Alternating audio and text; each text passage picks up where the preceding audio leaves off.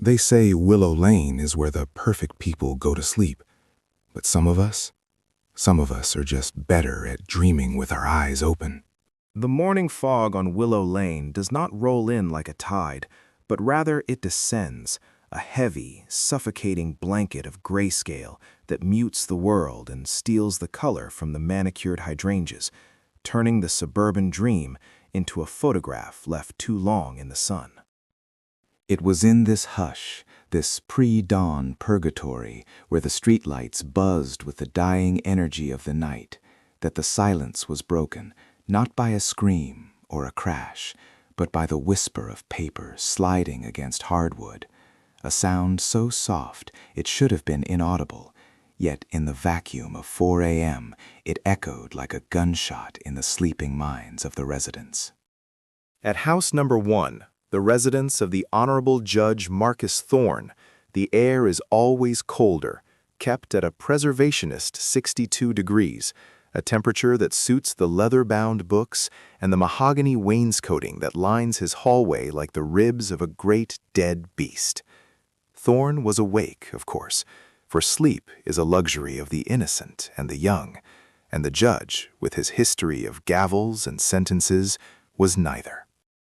He sat in his wingback chair, facing the door, a cup of Earl Grey cooling in his mottled hand, watching the mail slot with the suspicion of a man who knows that nothing good ever comes unannounced.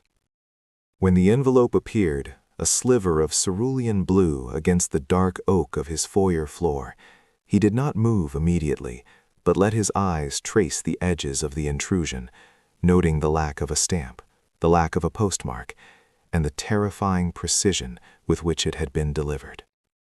He set his tea down on the coaster, the ceramic making a dull clink that seemed to vibrate through the floorboards, and he rose, his knees popping with the dry sound of snapping twigs, reaching for his cane, not for support, but for a weapon. He approached the door slowly, his breath steady, his heart a rhythmic drum of disciplined anxiety, and he poked the blue envelope with the rubber tip of his cane, flipping it over to reveal the calligraphy that curled and twisted like smoke, spelling out a name that was his, and yet in that script looked like an accusation. 2 doors down, at house number 2, Martha Higgins was already standing by her window, her fingers parting the lace curtains just enough to create a sliver of observation, her eyes darting back and forth across the street, scanning for the erratic movements of teenagers or the suspicious idling of a delivery truck. She had founded the Neighborhood Watch 20 years ago, a desperate attempt to impose order on a chaotic world. And yet, she had missed it. She had blinked, or perhaps she had turned to check the kettle. But in that fraction of a second, the blue square had materialized on her welcome mat, sitting there with an innocent malice that made her stomach tighten. She unlocked the deadbolt, the tumblers clicking into place with a mechanical heaviness, and opened the door just an inch, the cool mist licking at her ankles, and she snatched the paper from the ground, pulling it inside as if it were contraband, her chest heaving with the exertion of the unknown. The blue was not a standard stationary color, but something deeper, something reminiscent of the ocean at a depth where light begins to fail. And as she held it under the harsh light of her kitchen island, she saw the invitation, the ink dark and wet, looking as if it had been penned only seconds before she touched it. Across the street, in the architectural symmetry of house number 4, the silence was different. It was the silence of a house holding its breath, a tension woven into the drywall by years of unspoken resentments between Mark and Sarah Miller. The envelope had slid under the front door and glided across the polished concrete of the entryway, coming to rest against the wheel of a designer stroller that cost more than most people's first cars. Mark found it first, stumbling out of the bedroom in search of water, his mind still half, trapped in a dream about falling buildings. He picked it up, his fingerprints leaving faint oils on the textured paper, and he squinted at the writing, his architect's eye offended by the lack of geometric alignment in the script, yet drawn to the fluidity of the letters. He didn't open it immediately. Instead, he placed it on the granite counter, staring at it, feeling a sudden irrational urge to wash his hands, as if the paper carried a contagion of something older and dirtier than dust. The sun began to bleed through the fog, a pale, sickly yellow that offered no warmth, only illumination, revealing the identical blue envelopes resting in the hallways of Claire Hastings at number 8, where the smell of sour milk and laundry detergent usually masked the scent of despair, at number 10. And at number 13, Silas Blackwood, a man who spent his days preserving the dead in lifelike poses, was already in his basement workshop when he heard the faint hiss of the paper entering his domain. He did not hesitate. He wiped his hands on a rag stained with formaldehyde and varnish, walked up the creaking stairs, and picked up the envelope with a reverence usually reserved for religious artifacts.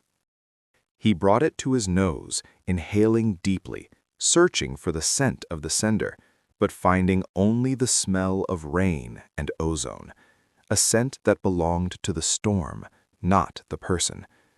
Finally, at the end of the cul-de-sac, in the modern fortress of house number 15, Julian Vane sat bathed in the glow of 6 monitors, the fluctuating graphs of cryptocurrency markets reflecting in his glasses. He saw the envelope on his security feed before he saw it with his own eyes, a pixelated blue rectangle that appeared between one frame refresh and the next. He spun his chair around, rolling across the room, and snatched it up, ripping it open with a cynical laugh, expecting a subpoena or a marketing gimmick. But the laughter died in his throat as he read the card, the words burning themselves into his retina. Dinner, 8 p.m., 6 Willow Lane. Julian stopped, his mind processing the data, the geography of the street mapping itself out in his head, and he whispered to the empty room, the sound swallowed by the acoustic foam on the walls. There is no house number 6. The realization did not hit the street all at once, but rippled through the neighborhood like a tremor, a slow-motion wave of cognitive dissonance that began as confusion and curdled into dread. By noon, the fog had lifted, leaving behind a sky of piercing, cloudless blue that felt too exposing, too bright, casting long, sharp shadows that seemed to point accusing fingers at the residents as they emerged from their homes. Judge Thorne was the first to take action, his legal mind unable to abide a paradox. He stood on his porch, dressed in a 3-piece suit despite the climbing heat, his cane planted firmly on the slate tiles. He watched as Mark Miller emerged from number 4, holding the blue card like a piece of evidence. Thorne descended the steps, his movements stiff but authoritative, and met Mark at the edge of the driveway, where the manicured lawn met the public sidewalk. "You received one as well," Thorne stated, not asking a question, but establishing a fact for the record. Mark nodded, running a hand through his thinning hair, his eyes darting toward the space between his house and Claire Hastings' bungalow. "It says number 6, Judge, but that's the lot, the empty lot." "I am aware of the geography, Mr. Miller," Thorne snapped, his voice dry as parchment. "I have lived on this street since before your house was even a blueprint. The lot has been vacant for 40 years. It is owned by a holding company in Delaware that does not answer its phone. So it's a prank, Julian Vane called out, walking down the center of the street, his sunglasses reflecting the distorted faces of his neighbors. He held his invitation loosely, flapping it back and forth. Some viral marketing garbage, probably for a new escape room or a ghost kitchen app. Blockchain-based, maybe. "It is not a prank," Martha Higgins said, joining them, her arms crossed tight over her chest, her cardigan buttoned to her chin. "I checked the handwriting. It's real ink, calligraphy. Nobody does that for a prank, Julian, and I didn't see anyone deliver it. I was watching. I am always watching." Claire Hastings emerged from number 8, a toddler on her hip, her face pale and drawn. She held the envelope with 2 fingers, extending it toward the group. "It smells like my grandmother's house," she whispered, her voice trembling. "The paper, it smells like lilies and old dust. How would they know that?" "Mass hallucination induced by suggestion," Julian scoffed, though he took a half-step back from Claire. "We should collect them," Thorne announced, extending his hand. "They are a security risk." Unauthorized solicitations. I will hold them as evidence and contact the municipal clerk in the morning to file a formal complaint regarding the misuse of non-existent addresses. "No," Silas Blackwood said. The taxidermist had appeared silently, standing near the overgrown hedge that bordered the empty lot. He was wiping his hands on a rag, his eyes dark and unreadable. "You don't refuse an invitation like this. It's rude." The group turned to look at the empty lot. It was a scar on the perfect face of Willow Lane, a quarter-acre of wild rebellion where nature had reclaimed its territory. Tall, yellowing grass choked the ground, rising waist-high, concealing whatever debris lay beneath. A rusted chain link fence, swallowed by ivy and trumpet vines, marked the boundary, but the gate had long ago fallen off its hinges, lying half buried in the dirt like a skeletal rib cage. There was no foundation, no ruins, just a heavy, expectant emptiness that seemed to pull at the air around it. "There is nothing there," Mark said, his voice lacking conviction. "I surveyed it once. The ground is unstable, sinkholes. You can't build there." "And yet," Evelyn Reed said, her voice soft and dusty, like the pages she loved. She stood on her porch, clutching her cardigan. "The invitation says 8 p.m. Perhaps we are looking at it wrong. Perhaps it is not about the house that is there, but the house that should be there." The afternoon dragged on, the hours stretching and warping like taffy in the heat. The sun seemed to hang at its zenith for too long, baking the asphalt until it shimmered with mirages. Inside the houses, the blue envelopes sat on tables, on mantels, on desks, magnetic centers of gravity that drew the eye again and again. Judge Thorne sat in his study, researching property records, his magnifying glass hovering over old plat maps, but the space for number 6 was always blank, a white void in the ink of history.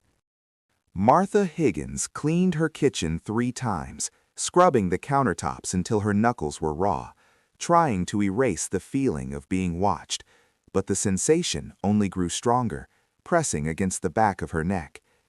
As the sun finally began to dip, painting the sky in bruises of purple and red, a strange stillness fell over the street.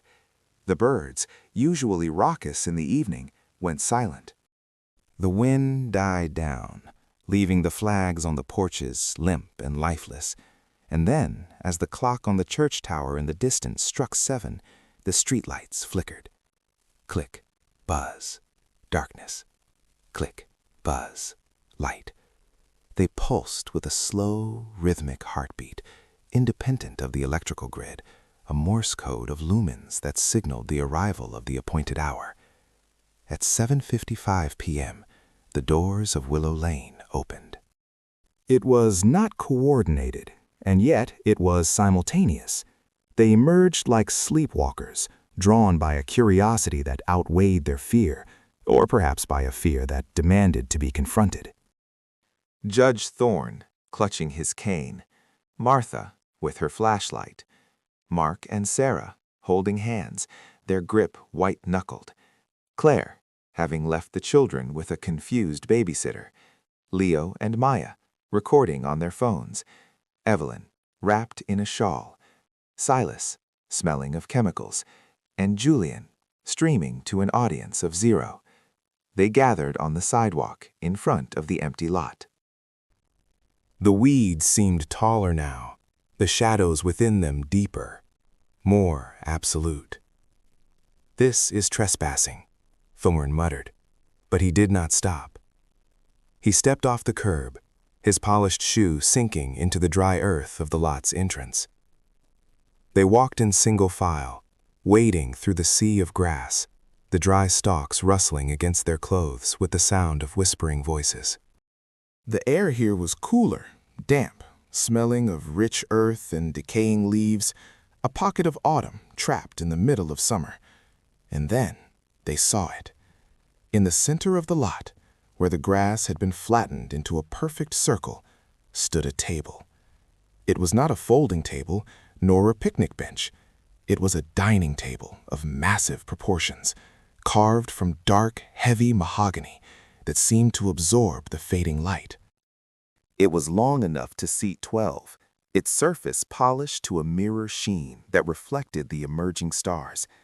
Impossible, Mark breathed, his architect's mind reeling at the logistics.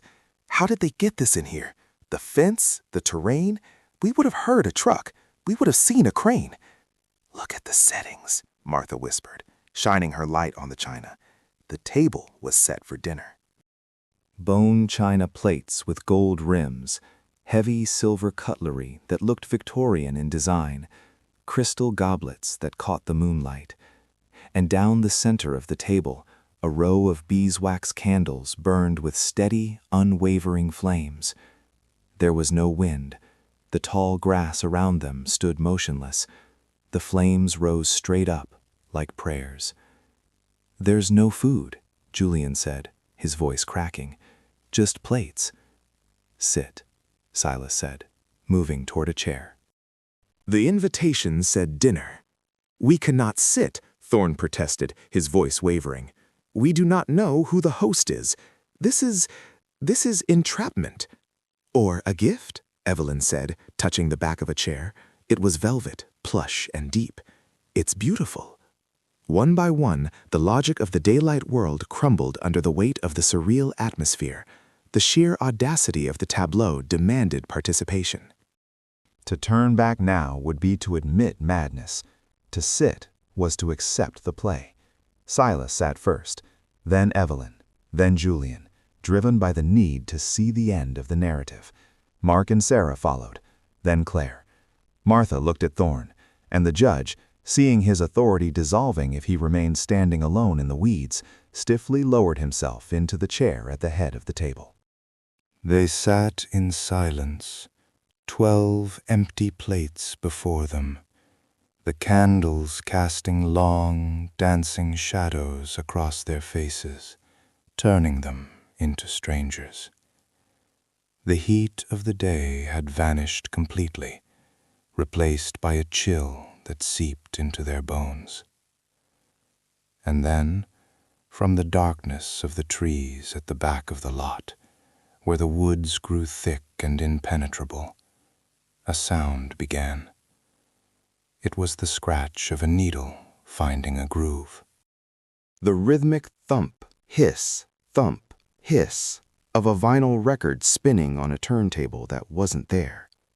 The sound grew louder, surrounding them, not coming from a single point, but emanating from the air itself. Thump, hiss, thump, hiss. Judge Thorne gripped the edge of the table, his knuckles white. "Who is there?" he demanded, but his voice was swallowed by the velvet dark. The scratching stopped. A moment of absolute ringing silence. Then the music began. A slow, mournful cello, playing a melody that felt familiar, like a song heard in a childhood fever dream. And as the first note stretched out into the night, the mahogany door of a massive, freestanding wardrobe that stood hidden in the shadows of the tree line, an object that had not been there a moment ago, an object that had no business standing in an open field, began to slowly, agonizingly, creak open. Darkness spilled out from within the wardrobe, a darkness thicker than the night, and from that abyss a hand, pale and elegant, reached out to grasp the frame.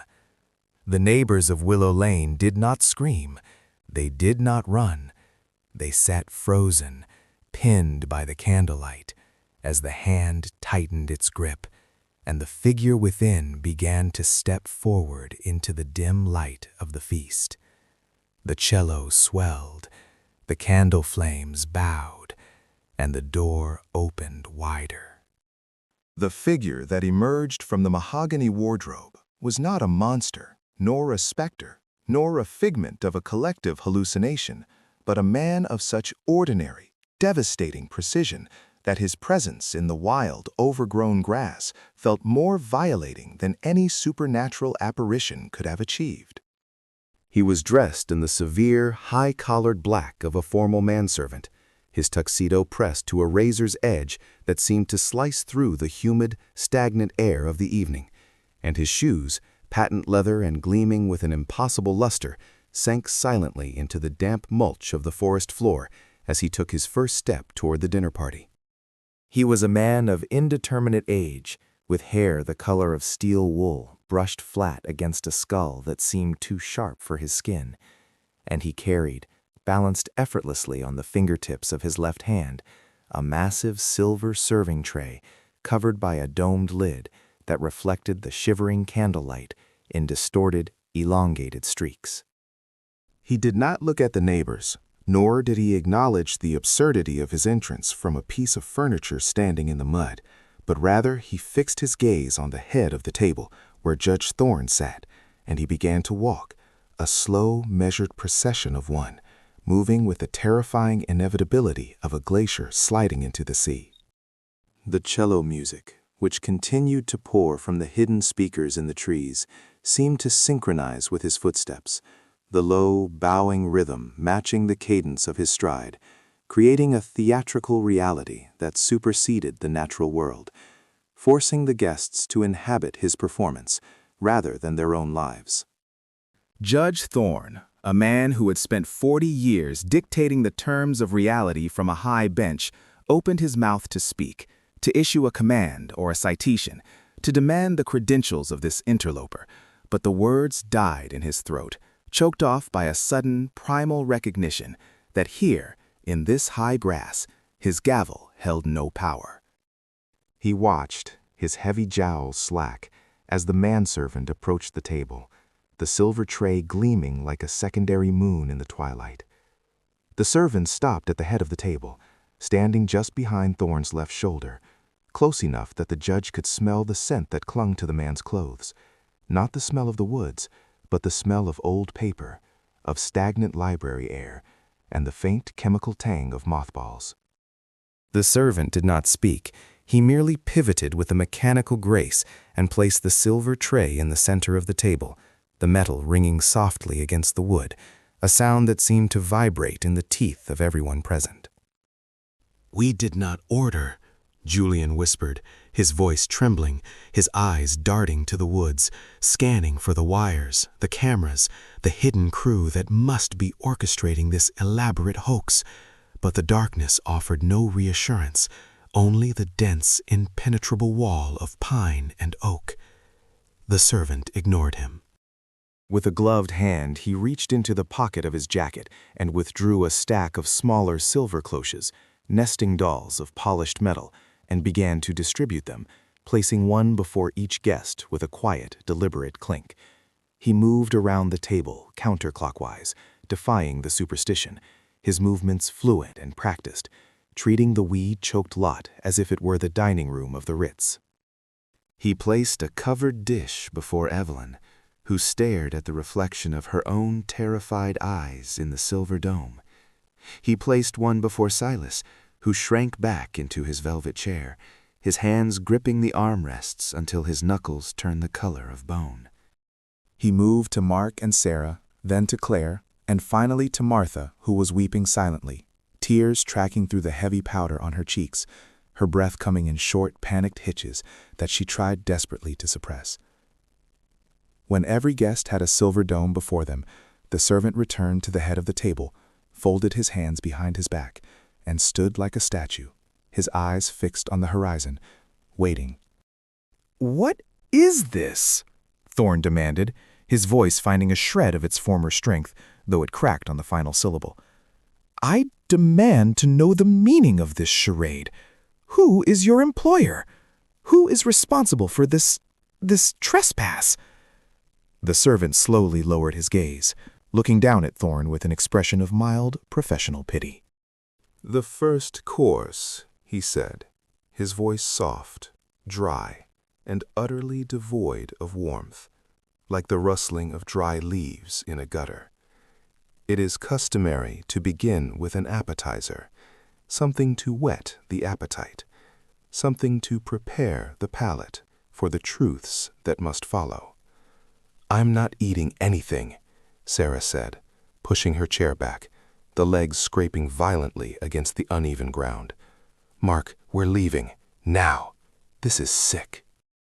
"Please," the servant said, not raising his voice, yet the word carried a weight that pinned Sarah to her seat. "To leave now would be untidy. The gates have been closed. The narrative has begun. You may lift the covers." It was a command, not a suggestion. The atmosphere in the lot had thickened, the air pressure dropping, as if a storm were gathering directly overhead, pressing down on their chests, making it difficult to draw a full breath. The candle flames, previously so still, began to lean in unison toward the center of the table, as if drawn by a vacuum. Silas was the first to move. He was a man accustomed to bad news, a man who had lived his life waiting for the other shoe to drop, and he seemed to decide that delaying the inevitable was a torture he could not endure. His hand, shaking violently, reached out and grasped the handle of the silver cloche. He lifted it. There was no food on the plate. Resting on the bone china, stark and undeniable against the white porcelain, was a set of keys. They were tarnished, brass keys on a faded plastic fob shaped like a weeping willow. Silas let out a sound that was half gasp, half sob, dropping the cloche onto the table, where it rolled with a chaotic clamor. He stared at the keys, his face draining of blood, his eyes widening until the whites showed all around the irises. "No," he whispered. I lost these 10 years ago."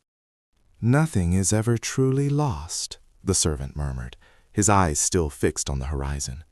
"Merely misplaced until the proper time." Evelyn, driven by a morbid curiosity that overpowered her fear, lifted her cover next.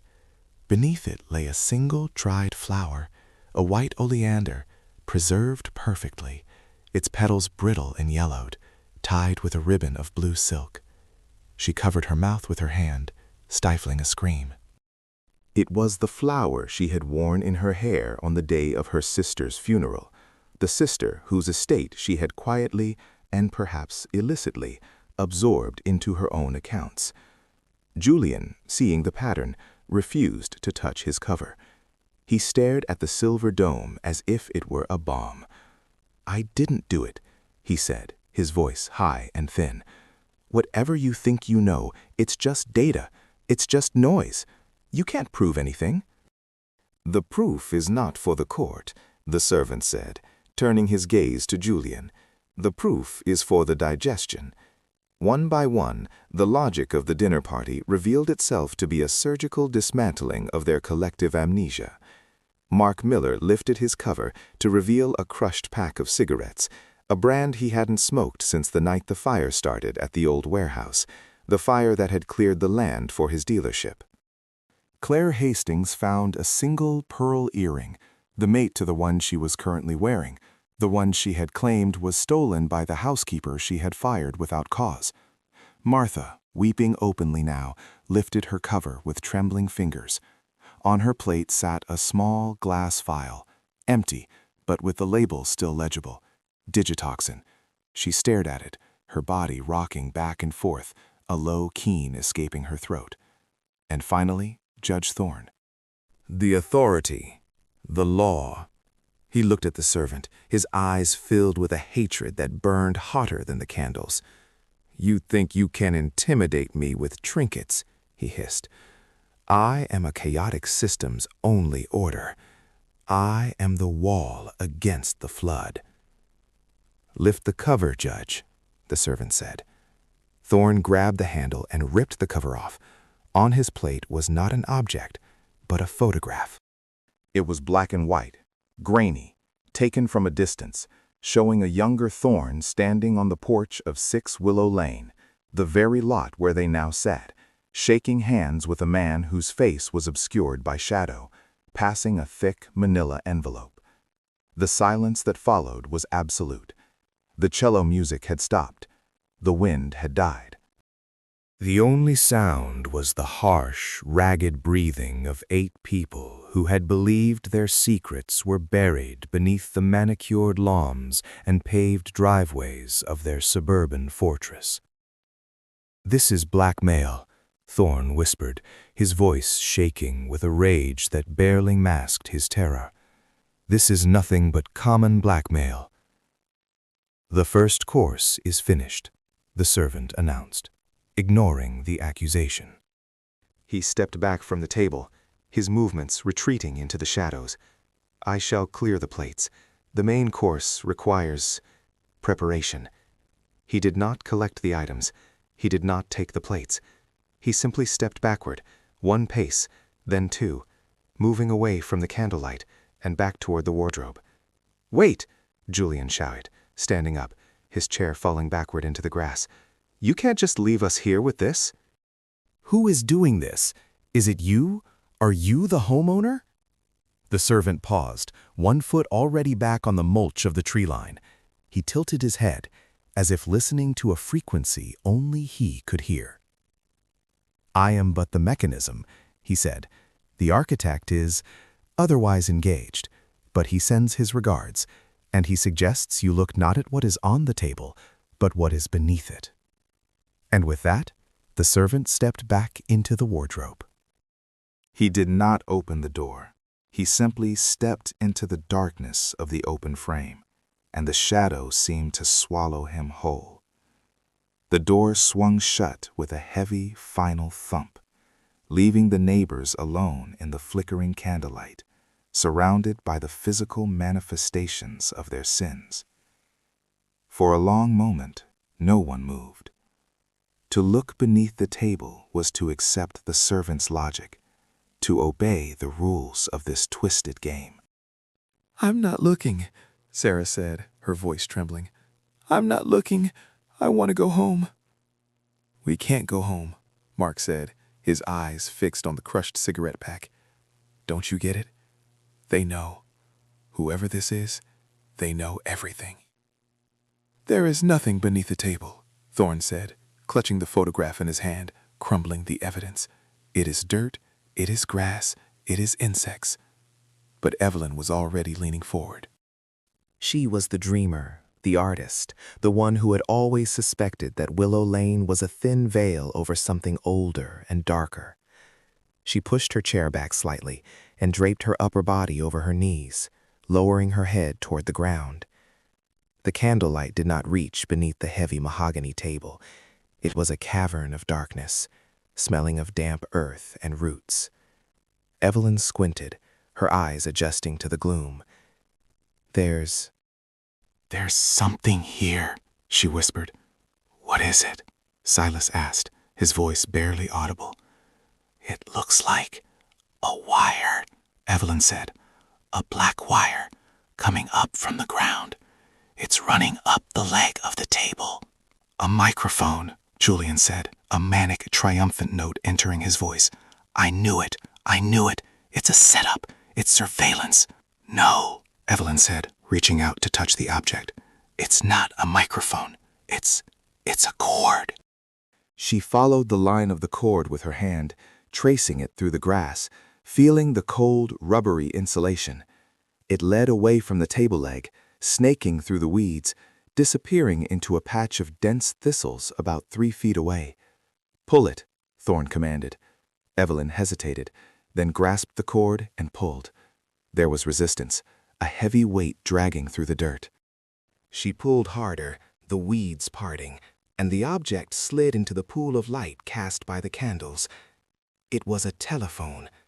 It was an old rotary model, black and heavy, encrusted with dirt and soil, as if it had been buried for years and only recently unearthed.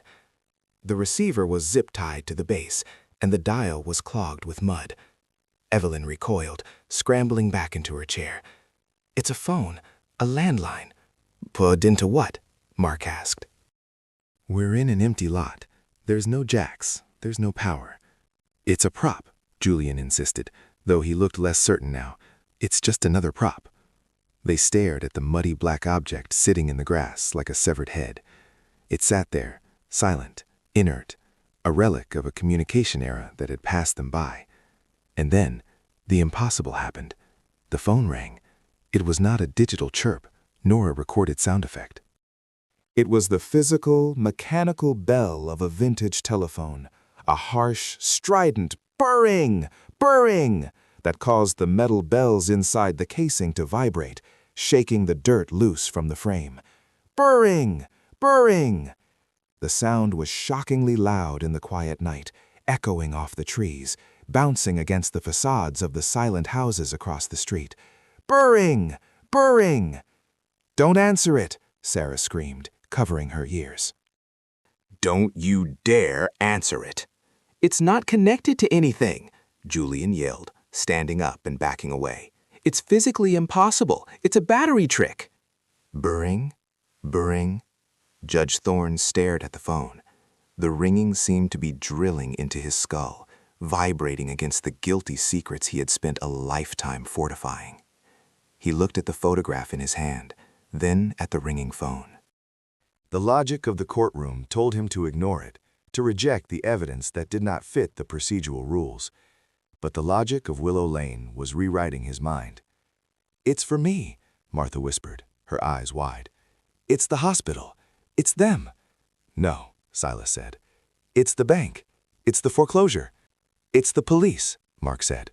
"Bring, bring." The ringing was persistent, demanding. It was not going to stop. It was a summons that superseded the invitation to dinner. Slowly, as if moving through water, Judge Thorne stood up. He walked around a table, his shoes crunching on the gravel and weeds. He approached the phone where it lay in the dirt. He looked down at it, the black bakelite gleaming dully in the moonlight. He knelt. The knees of his tailored trousers sank into the mud. He reached out a hand that trembled with a palsy of pure terror. Who is this? He whispered to the ringing machine, before he even touched it. Bring, bring. He reached for the receiver. He hesitated. The night held its breath. The crickets had stopped. The wind had stopped. The world had shrunk down to the distance between his hand and that black plastic handle. He gripped the cold, dirty receiver. He brought it to his ear. "Hello," Thorne said, his voice a dry husk. There was silence on the line. A deep, static-filled silence, vast and hollow, like the sound of wind blowing through an empty tunnel. And then a voice spoke. It was not the servant. It was not a recording. It was a voice that sounded like it was coming from inside the walls of his own house, intimate and terrifyingly familiar. "Judge," the voice said, "please look up at your bedroom window." Thorne froze. The phone pressed against his ear felt like a gun. Slowly, agonizingly, he lifted his head. He looked past the table, past the frozen faces of his neighbors, across the street to house number 1. The house was dark. It had been dark when he left it, but now, on the second floor, the light in the master bedroom was on, and standing in the window, silhouetted against the yellow glow, was a figure. It was wearing his judicial robes, and it was holding the gavel. The figure in the window raised the gavel slowly, high above its head, and brought it down. At the exact moment the gavel struck the unseen sill in the window across the street, the candles on the dinner table were extinguished, all at once, plunging the neighbors into total, suffocating darkness. From the blackness, the phone in Thorne's hand went dead with a sharp click. Then, the sound of breathing. Not from the phone, but from right beside him. "Dinner," a voice whispered in the dark, "is served." The darkness that followed the extinguishing of the candles was not merely an absence of light, but a physical weight that seemed to press against the eyes and the chest, a heavy and suffocating blanket that smelled of damp earth and the lingering, acrid smoke of the snuffed wicks. For a moment that stretched into an eternity, there was no sound in the empty lot, save for the ragged, synchronized breathing of 8 people who had suddenly realized that the safety of their suburban existence was nothing more than a fragile glass pane that had just been shattered. Judge Thorne sat immobilized by the image that had burned itself onto his retinas, the after-image of the figure in his own bedroom window glowing violet in the blackness of his mind, the silhouette draped in the sacred vestments of his career, holding the instrument of his authority, a violation so personal and so precise that it felt less like a prank and more like a vivisection of his identity.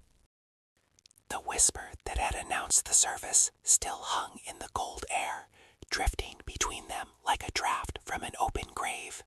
And though everyone had heard it, no one could pinpoint its origin, for it had sounded as though it had come from right beside their own ear, a personalized invitation to a nightmare. No one moved, for to move was to acknowledge the reality of the situation, and to remain still was to hold on to the desperate, fading hope that this was a hallucination, a collective fever dream brought on by the stress of the season, or a gas leak, or some other rational, comfortable explanation that did not involve figures in windows and whispers in the dark. Then a sound broke the paralysis, not a scream or a shout, but the sharp, rhythmic click of a lighter, followed by the hiss of gas and the sudden, blinding flare of a flame. It was not one of the neighbors who held the light. Standing at the edge of the table, illuminated from below by the long neck of a culinary torch, was a figure dressed in the crisp black and white uniform of high-end service, a waiter whose face was utterly devoid of expression, his features smooth and unremarkable, the kind of face one forgets the moment one looks away, a face designed to be invisible. He did not speak, nor did he look at the guests. He simply lowered the torch to the candelabra at the head of the table and, with a steady, practiced hand, reignited the wick, the yellow flame jumping back to life and casting long, dancing shadows that stretched across the muddy ground like grasping fingers.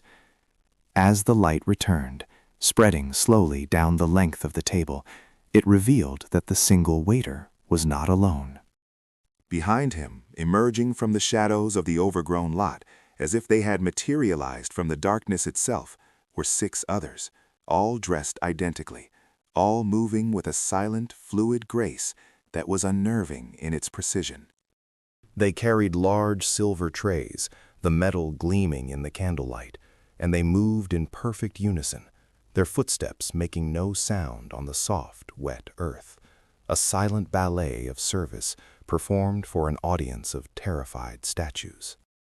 Claire Hastings, seated near the center of the table, felt a scream building in her throat, a primal urge to bolt from her chair and run blindly into the night, but her legs felt heavy, anchored to the ground by a social conditioning that was stronger than fear, the deeply ingrained rule that one does not make a scene, that one does not leave the table until excused, that one plays the part of the polite guest, even when the host is a monster.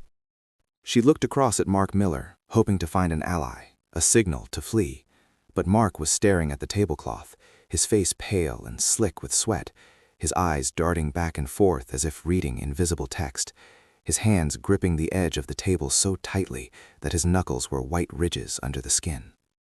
The waiters approached the table, not as individuals, but as a single organism, dividing and flowing around the guests with a terrifying efficiency. There was no clatter of silverware, No clinking of glass, only the soft rustle of fabric and the subtle displacement of air as they leaned in to place the first course before the residents of Willow Lane. The plates were covered by silver domes, polished to a mirror finish that reflected the distorted, terrified faces of the diners back at them, forcing them to look at their own fear, to see the wideness of their own eyes and the tightness of their own jaws. Judge Thorne, his heart hammering a frantic rhythm against his ribs, watched the waiter closest to him, searching for a name tag, a logo, a sign of humanity, anything that would tether this event to the rational world. But there was nothing. The uniform was sterile, anonymous, the fabric high quality but unmarked, and the man's hands were gloved in white cotton, leaving no fingerprints, no trace of identity. Thorne wanted to demand answers, to use the voice that had commanded courtrooms for 30 years, the voice that had sentenced men to death and exonerated the innocent.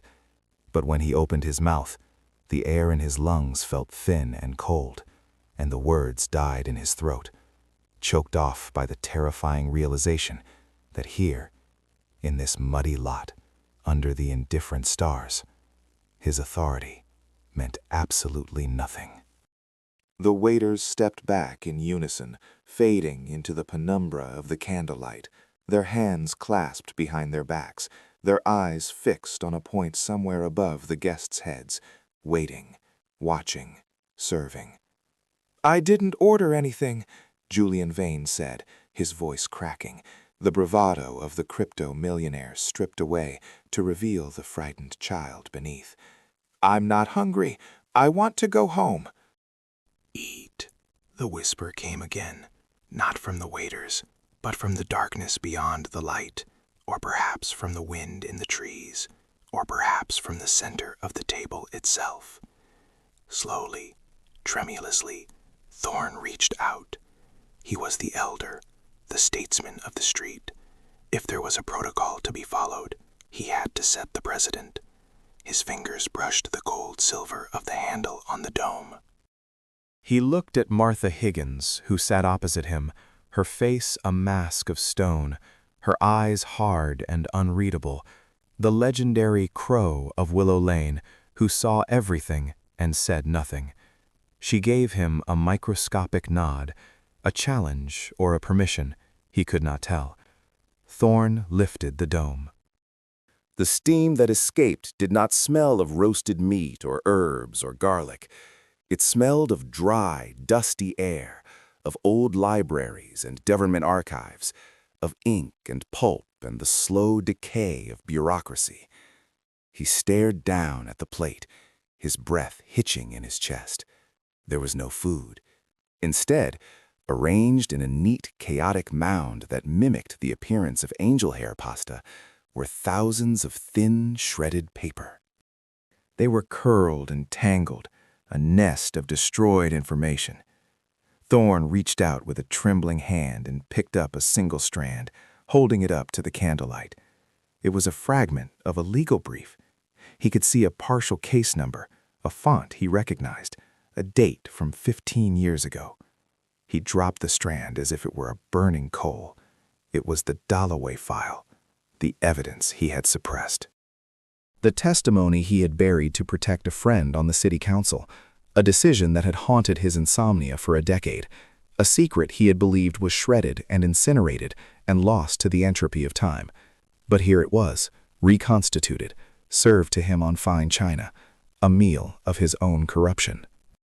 He looked up, his eyes wide with horror, scanning the darkness, realizing that the host was not merely a prankster, but an omniscient observer, someone who had dug through the landfills of his conscience. To his left, Silas Blackwood, the recluse of House 13, let out a low, strangled sound that was half laugh, half sob. Thorne turned to see Silas lifting his own dome. The smell hit them instantly, a wave of chemical pungency that overpowered the damp earth, the sharp, stinging scent of formaldehyde, mixed with the metallic copper tang of fresh blood. On Silas's plate sat a raw, unseasoned steak. It was not a cut of beef one would find at a butcher. The muscle fibers were wrong, too dark, too dense. It sat in a pool of dark, viscous fluid that was slowly spreading toward the rim of the plate. Next to the meat lay a small surgical scalpel instead of a steak knife.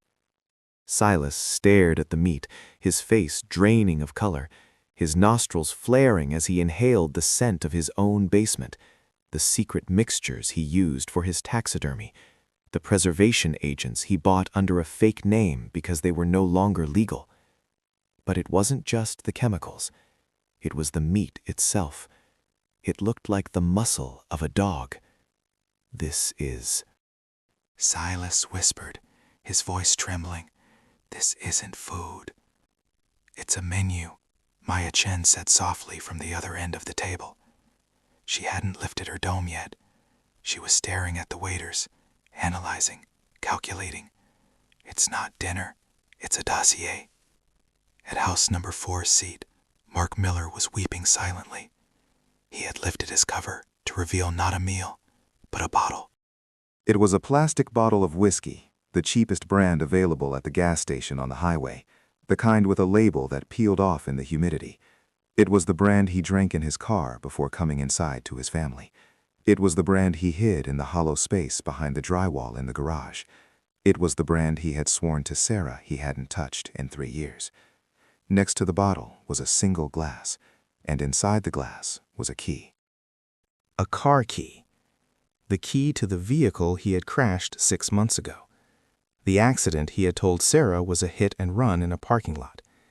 The accident that had actually happened when he blacked out on the frontage road. Sarah Miller looked at the bottle, then at her husband. Her expression shifted from fear to a cold, dawning realization. The silence between them was louder than any scream. She didn't ask. She didn't have to. The dinner table had become a confessional, and the sins of Willow Lane were being plated and served with impeccable timing. "Who are you?" Julian Vane shouted, standing up so abruptly that his chair fell backward into the mud with a wet thud. He pointed a shaking finger at the nearest waiter. "You can't do this. This is harassment. This is illegal imprisonment. I'll sue you into the ground. Do you know who I am?" The waiter did not blink. He did not flinch. He simply stood there, a statue in black and white, holding the silver tray like a shield. Julian spun around, his eyes wild, landing on Judge Thorne. "It's you, isn't it?" he accused, his voice rising to a hysterical pitch. "You're the judge. You're the one with the robes. You set this up. You want to scare us? You want to remind us of our little mistakes so we keep voting for your friends?" "So we keep quiet about the zoning changes?" Thorne looked up, his face gray and aged. "Julian, sit down. I am a victim here as much as you." "Bullshit," Julian screamed, kicking at the table leg. The vibrations rattled the china, causing the shredded legal briefs to shiver on Thorne's plate. "You're the only one with the power to pull this off. The robes in the window? That was theater, a distraction. You're sitting right here." "You're watching us squirm." "Julian, please," Claire sobbed, clutching her napkin to her chest. "You're making it worse." "I'm making it worse," Julian laughed, a jagged, manic sound. "Look at your plate, Claire. Look at it. What did he serve you? A picture of the nanny? A receipt for the pills?" Claire flinched as if struck, her hand flying to her mouth. The solidarity of the neighborhood, the thin veneer of politeness that held Willow Lane together, was fracturing in real time. The fear had turned inward, transforming into paranoia. They were no longer a group facing a threat. They were individuals trapped in a cage, turning on each other to avoid looking at the captor. In the midst of the shouting, Maya Chen remained quiet. She was the youngest on the street, a tech consultant who spent her days looking for patterns in data, for anomalies in code. She wasn't looking at the plates. She wasn't looking at the waiters. She was looking at the environment. She had noticed something. When Julian had kicked the tablecloth had shifted. It was a heavy velvet cloth, draping all the way to the ground, pooling in the mud. But when it moved, Maya had seen a glint of something that didn't belong in a muddy lot. Slowly, carefully, While Julian continued to berate the judge and Mark wept into his hands, Maya reached for her napkin. She let it slip from her fingers, watching it flutter down past her knees to land on the wet earth. "Oops," she whispered, too quietly for anyone to hear. She bent down. The air under the table was colder, smelling of wet soil and worms. She reached for the napkin, but her eyes looked past it. The light from the torches above filtered down through the gaps in the fabric, casting strange striped shadows on the ground. And there it was, running through the mud, snaking between the polished dress shoes of the judge and the heels of Martha Higgins, was a thick black cable. It wasn't an extension cord. It was heavy-duty, industrial cabling, the kind used for high-voltage equipment or underground data lines.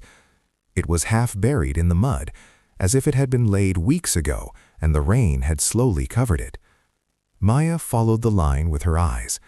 It ran from the center of the table, perhaps powering some heating element or a microphone hidden in the centerpiece, and disappeared under the hem of the tablecloth on the far side. She grabbed her napkin and sat up, her heart racing. She needed to see where it went. "Julian," Maya said, her voice cutting through his tirade with a sharp, clear intensity. Julian stopped, his chest heaving. "What?" "Sit down," she said, "and shut up." "Excuse me?" "I said shut up, look." She pointed, not at the plates, but at the ground. "There's a wire." The table went silent. Even Mark looked up, his eyes red and swollen. "A wire?" Thorne asked, his voice rasping. "Under the table," Maya said. "It's powering something, or transmitting something." She stood up. The waiters did not move to stop her. They remained in the shadows, silent sentinels. Maya stepped away from her chair, moving around the perimeter of the table. She followed the direction the cable had taken. It exited the underside of the table near Martha Higgins's chair. It snaked through the tall grass, matted down and hidden by dead leaves, a black vein in the earth. Maya took a step, then another, her boots sinking into the soft ground. She pulled her phone from her pocket and turned on the flashlight. The beam cut through the darkness, illuminating the path of the cable. It didn't go toward the streetlights.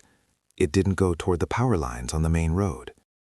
It went straight across the empty lot, through the hedge line, and across the side yard of the house next door, house number 2, Martha Higgins's house. Maya stopped. She looked back at the table.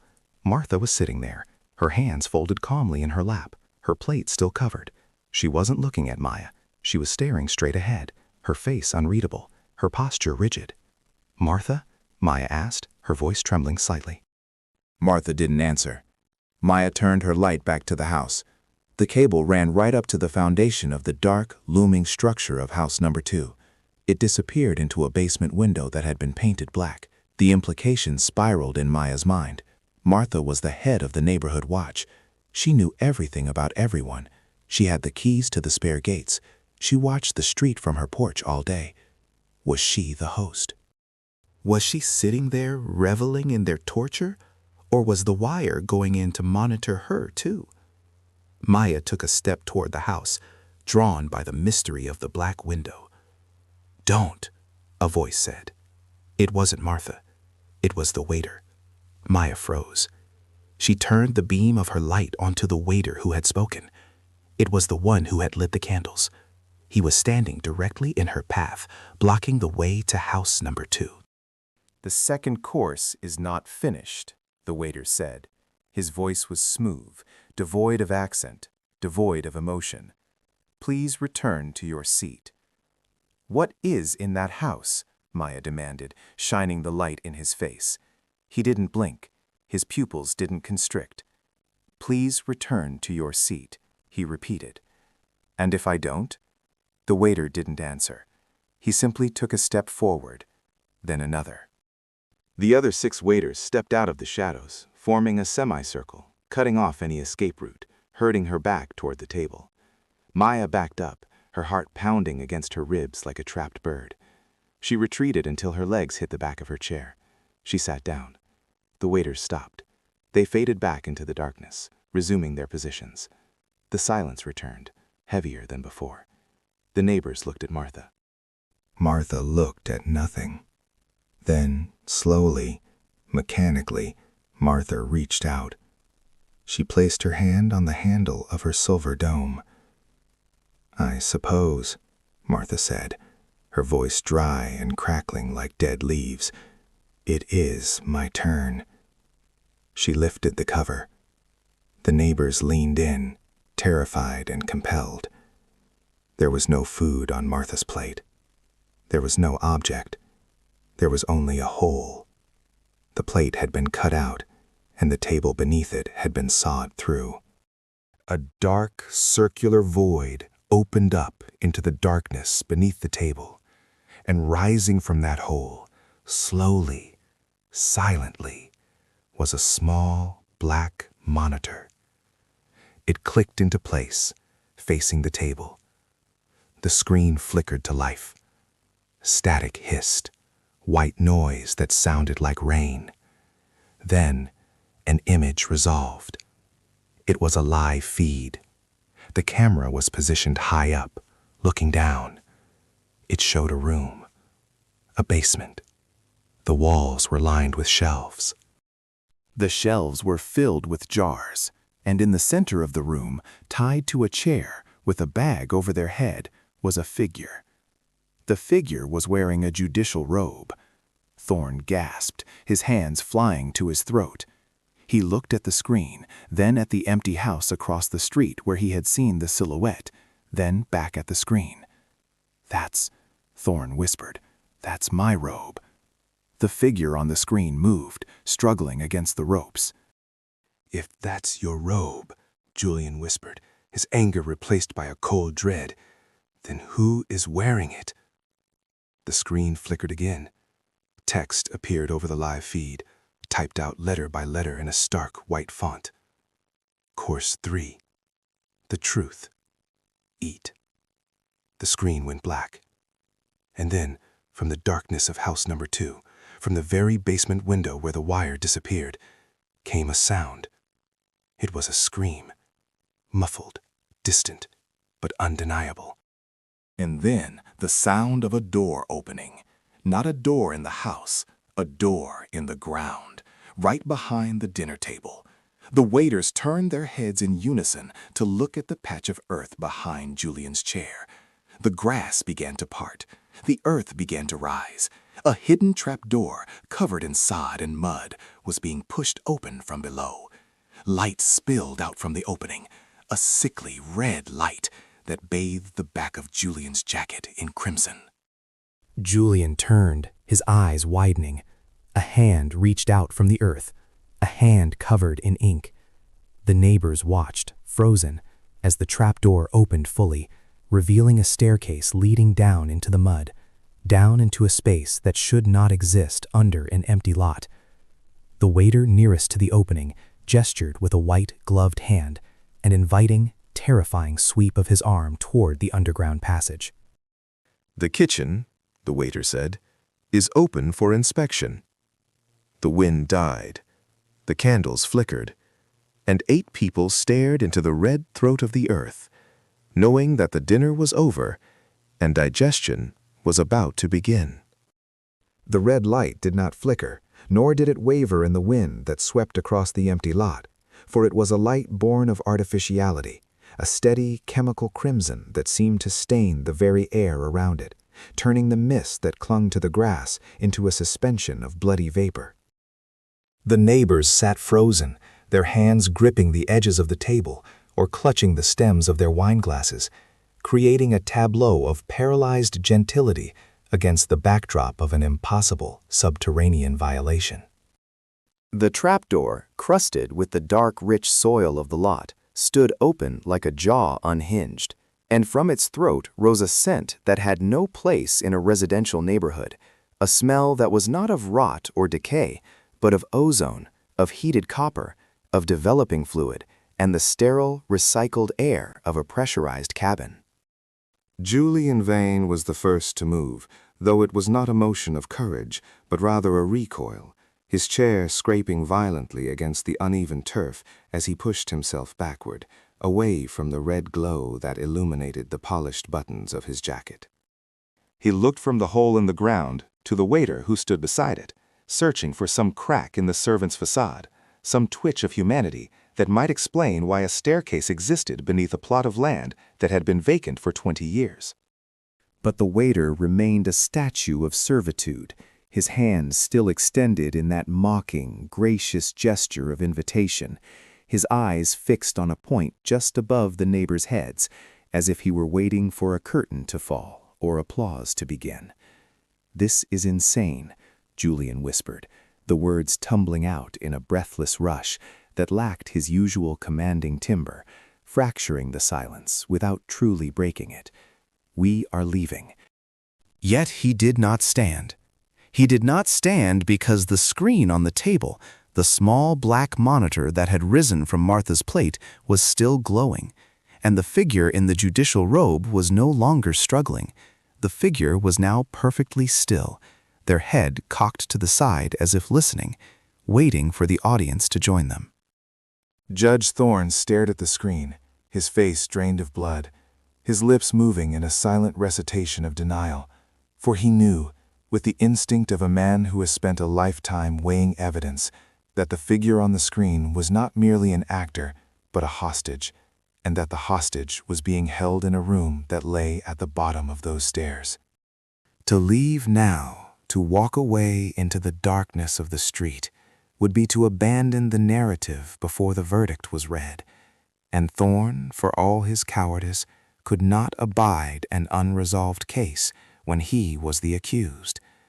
"We have to go down," Thorne said, his voice trembling, a thin sound that was swallowed immediately by the wind. If we don't go down, we will never know who is wearing the robe." "I'm not going in a hole," Maya Chen said, her voice tight, her eyes darting between the waiters, who now formed a loose perimeter around the table, their spacing precise, their posture alert, blocking the easy exits to the street, not with force, but with presence. "Look at them. They want us to go down." Why would we do what they want? Because, Martha Higgins spoke, and her voice was different now, stripped of the frailty that had defined her for years, replaced by a hollow, resonant fatalism that sounded like stones grinding together underwater. Because the wire goes there. The wire from my house. The wire from your house, Maya. They all go there. We are already down there. We have always been down there. We just haven't looked yet. Martha stood up. Her movement was slow, painful, the creaking of her joints audible in the hush, but she moved with a gravitational certainty, stepping away from the table where the hole in her plate gaped like a wound.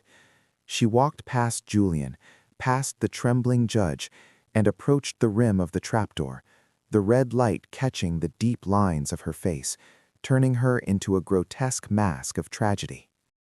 She looked down into the earth, into the crimson throat of the staircase, and then, without looking back at her neighbors, without waiting for permission or protection, she placed her hand on the cold, sod-covered railing and took the first step. The sound of her foot striking the wood was heavy, a dull thud that vibrated through the ground, followed by the second step and the third, until her head disappeared below the level of the grass, and then her shoulders, and then she was gone, swallowed by the red glow. The silence that followed her departure was unbearable, a pressure that demanded release. One by one, the logic of the nightmare took hold. Silas Blackwood, the taxidermist, stood up, his nostrils flaring as he caught the scent rising from the tunnel. A scent he recognized, the smell of preservation, of things kept in stasis against their will. And he followed Martha, driven by a professional curiosity that outweighed his fear. Then Mark Miller, swaying slightly from the whiskey, his face slick with sweat, stumbled toward the opening, terrified of being left alone on the surface with the silent waiters. Thorne looked at Julian. Julian looked at the waiters, then at the empty street, where the shadows seemed to be lengthening, stretching out to grab them. He realized then that the street offered no safety. The street was merely the lid of the box, and they were already inside. "After you, Your Honor," Julian said, the sarcasm dead on his tongue, a mere reflex of a man who had run out of options. Thorne straightened his tie, a futile gesture of dignity, and walked to the trapdoor, descending with the stiffness of a man walking to the gallows. Julian followed, and as his head dipped below the surface of the earth, the wind died instantly, replaced by a heavy, static silence that pressed against his eardrums. The staircase was not a rough-hewn cellar entrance. It was an engineering marvel of concrete and steel, the walls smooth and cool to the touch, painted a sterile institutional gray that absorbed the red light emanating from the strips of LEDs running along the floorboards. As they descended, the air grew colder, but it was a dry, conditioned cold, the temperature controlled with precise mechanical intent.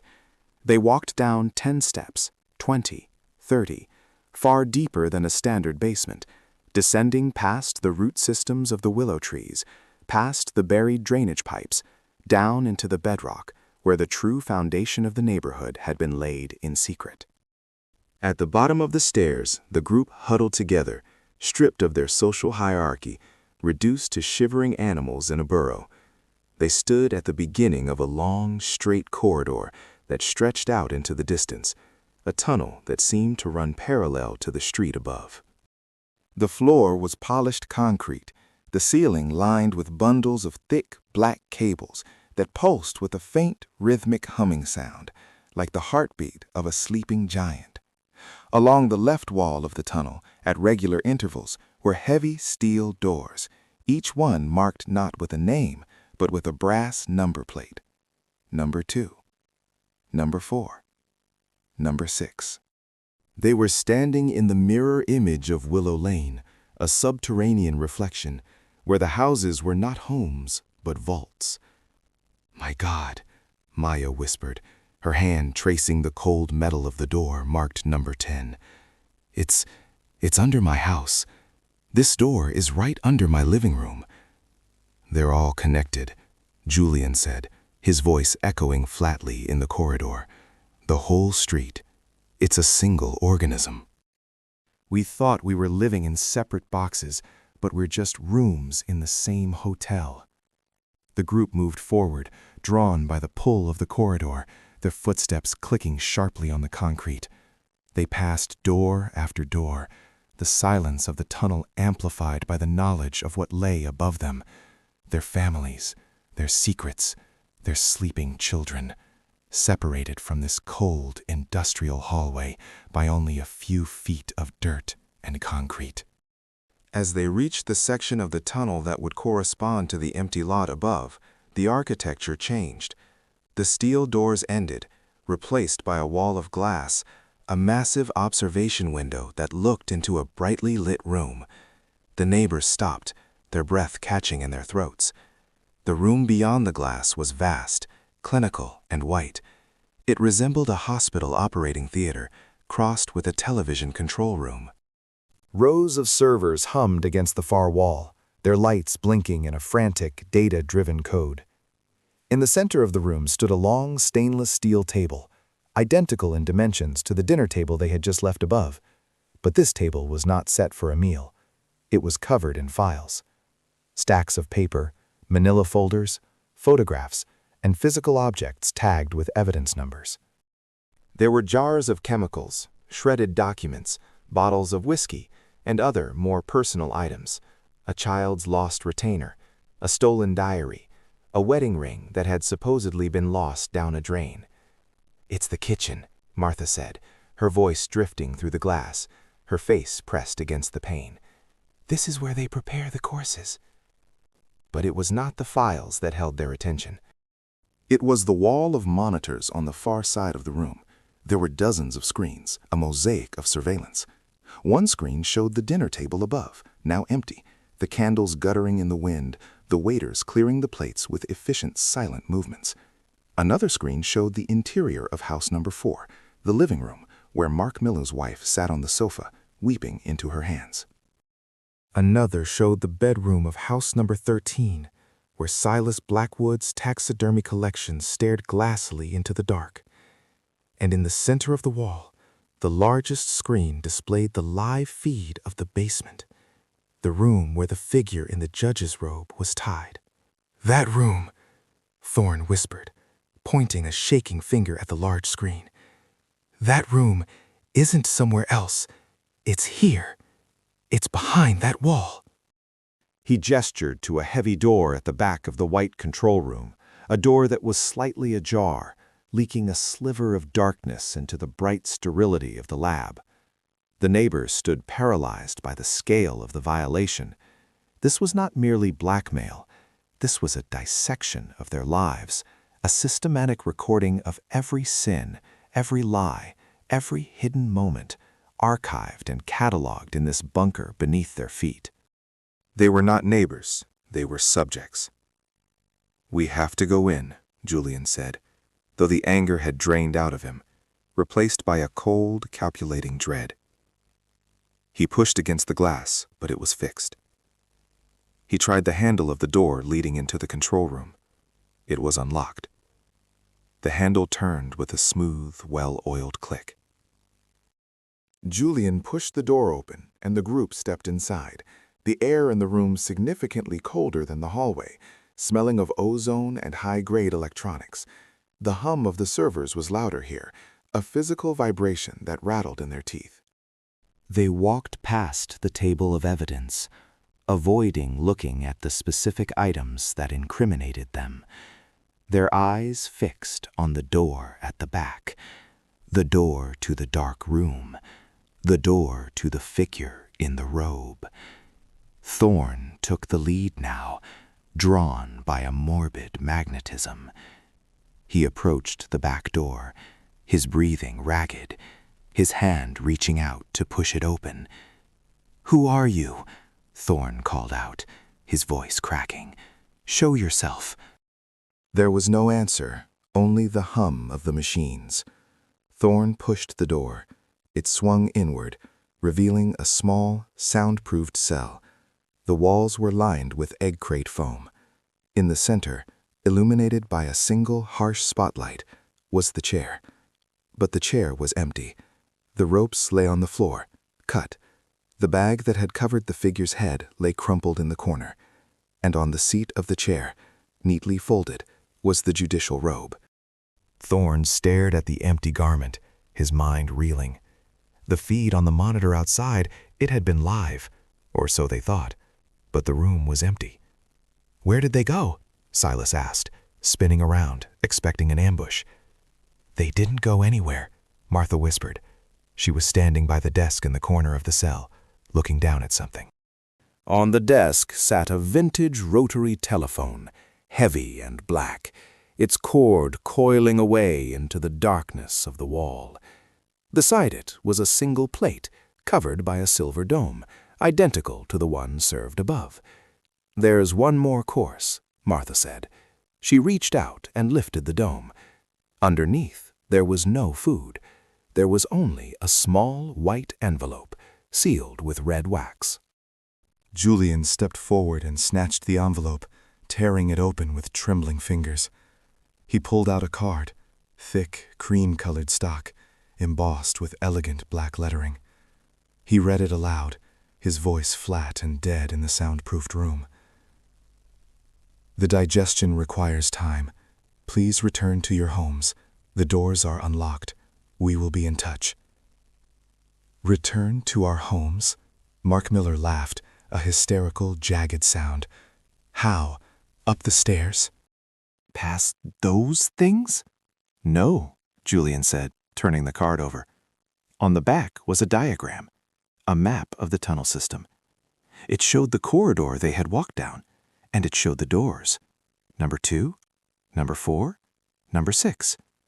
"We go back through the tunnels," Julian said, looking up at the ceiling, at the tons of earth pressing down on them. "We go up into our own basements, from the inside."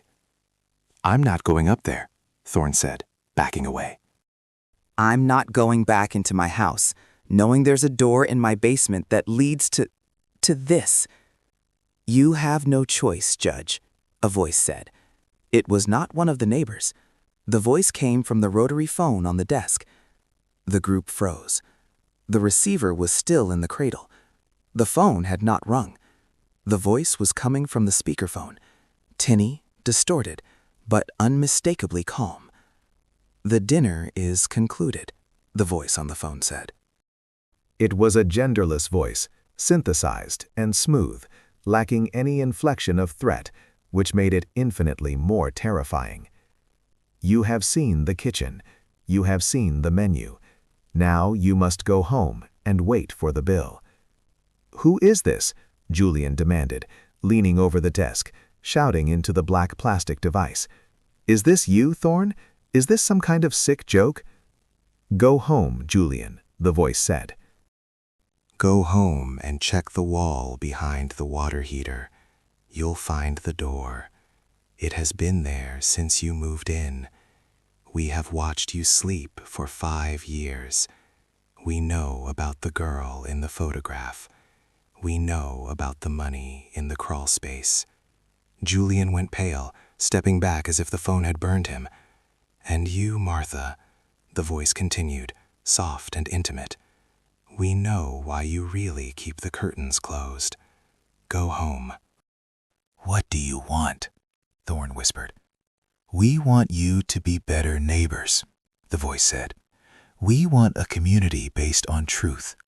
And now that you know where the truth lives, we expect full cooperation. The line clicked dead. A dial tone hummed, loud and monotonous, filling the small room. Then the lights in the control room flickered. Once, twice, and went out. Total darkness swallowed them. The only light came from the small, glowing LEDs on the servers in the other room, casting long, skeletal shadows that danced across the floor. And in that darkness, a sound began.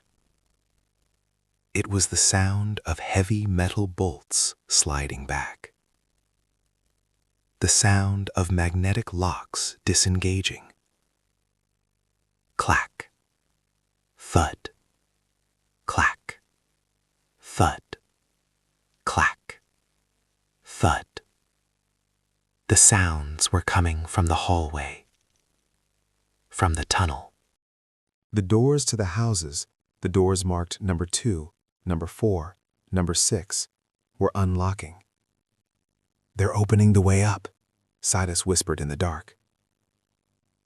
Or, Martha said, her voice drifting out of the blackness, they are letting something down. For a moment, nobody moved. The air in the underground bunker seemed to thicken, charged with the static of anticipation.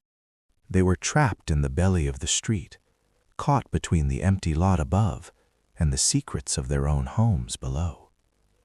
Then, from the far end of the tunnel, back near the staircase where they had entered, came the sound of footsteps. Not the polite, soft-soled tread of the waiters.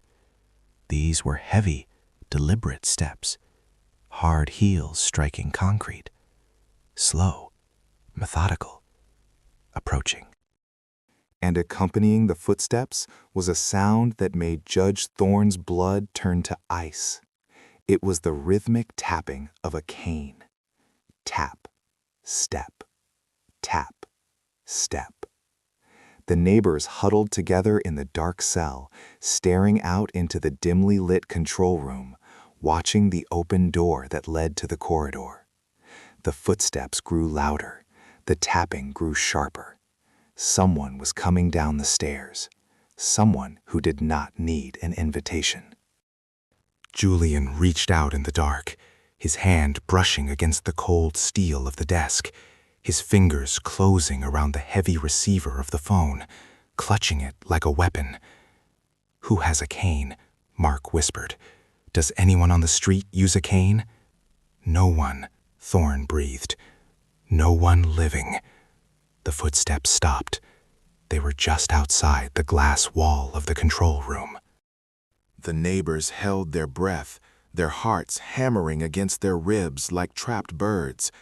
They waited for a face to appear in the glass, illuminated by the blinking server lights. but no face appeared. Instead, the handle of the door to the hallway, the door they had left open, began to turn. It moved slowly, grinding against the silence. And then, from the depths of the tunnel, a light flared. Not red, white, blindingly bright. A flashlight beam, cutting through the darkness, sweeping across the glass, searching. The beam hit the doorframe. It swept across the floor of the control room. It moved toward the smaller room where the neighbors were hiding. And then, just as the light was about to find them, the phone on the desk rang. It was a shrill, mechanical scream that shattered the silence, loud enough to wake the dead. Ring. The flashlight beam froze. Ring. The voice that emerged from the silhouette was not a stranger's voice, nor was it the voice of a monster, for monsters do not speak with the tired, gravelly cadence of a man who has spent 30 years passing judgment on the sins of others. It was Judge Marcus Thorne. He stood there in the doorway with his raincoat dripping onto the concrete floor, his heavy flashlight lowered now so that the beam pooled harmlessly against his boots, illuminating the mud and the dead leaves he had tracked in from the storm outside.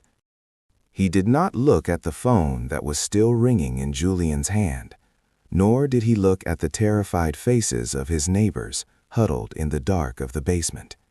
He looked past them, toward the wall where the thick black wire disappeared into the masonry, and he spoke with a terrifying calm that seemed to absorb the mechanical shrieking of the telephone.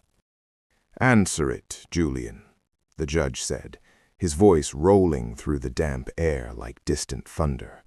"She knows we are here." Julian Vane, a man who built his fortune on invisible currencies and encrypted secrets, looked down at the plastic receiver as if it were a live serpent uncoiling in his palm.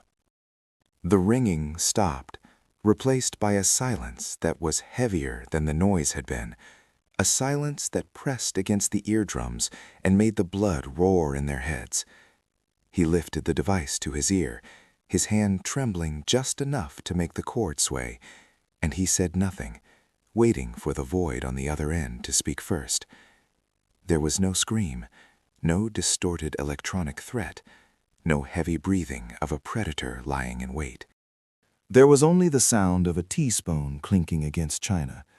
"Bring them home, Marcus," a woman's voice said, tinny and small through the speaker, leaking out into the cold room so that everyone could hear it. "The tea is steeping, and I have unlocked the back door." The line went dead with a soft, final click.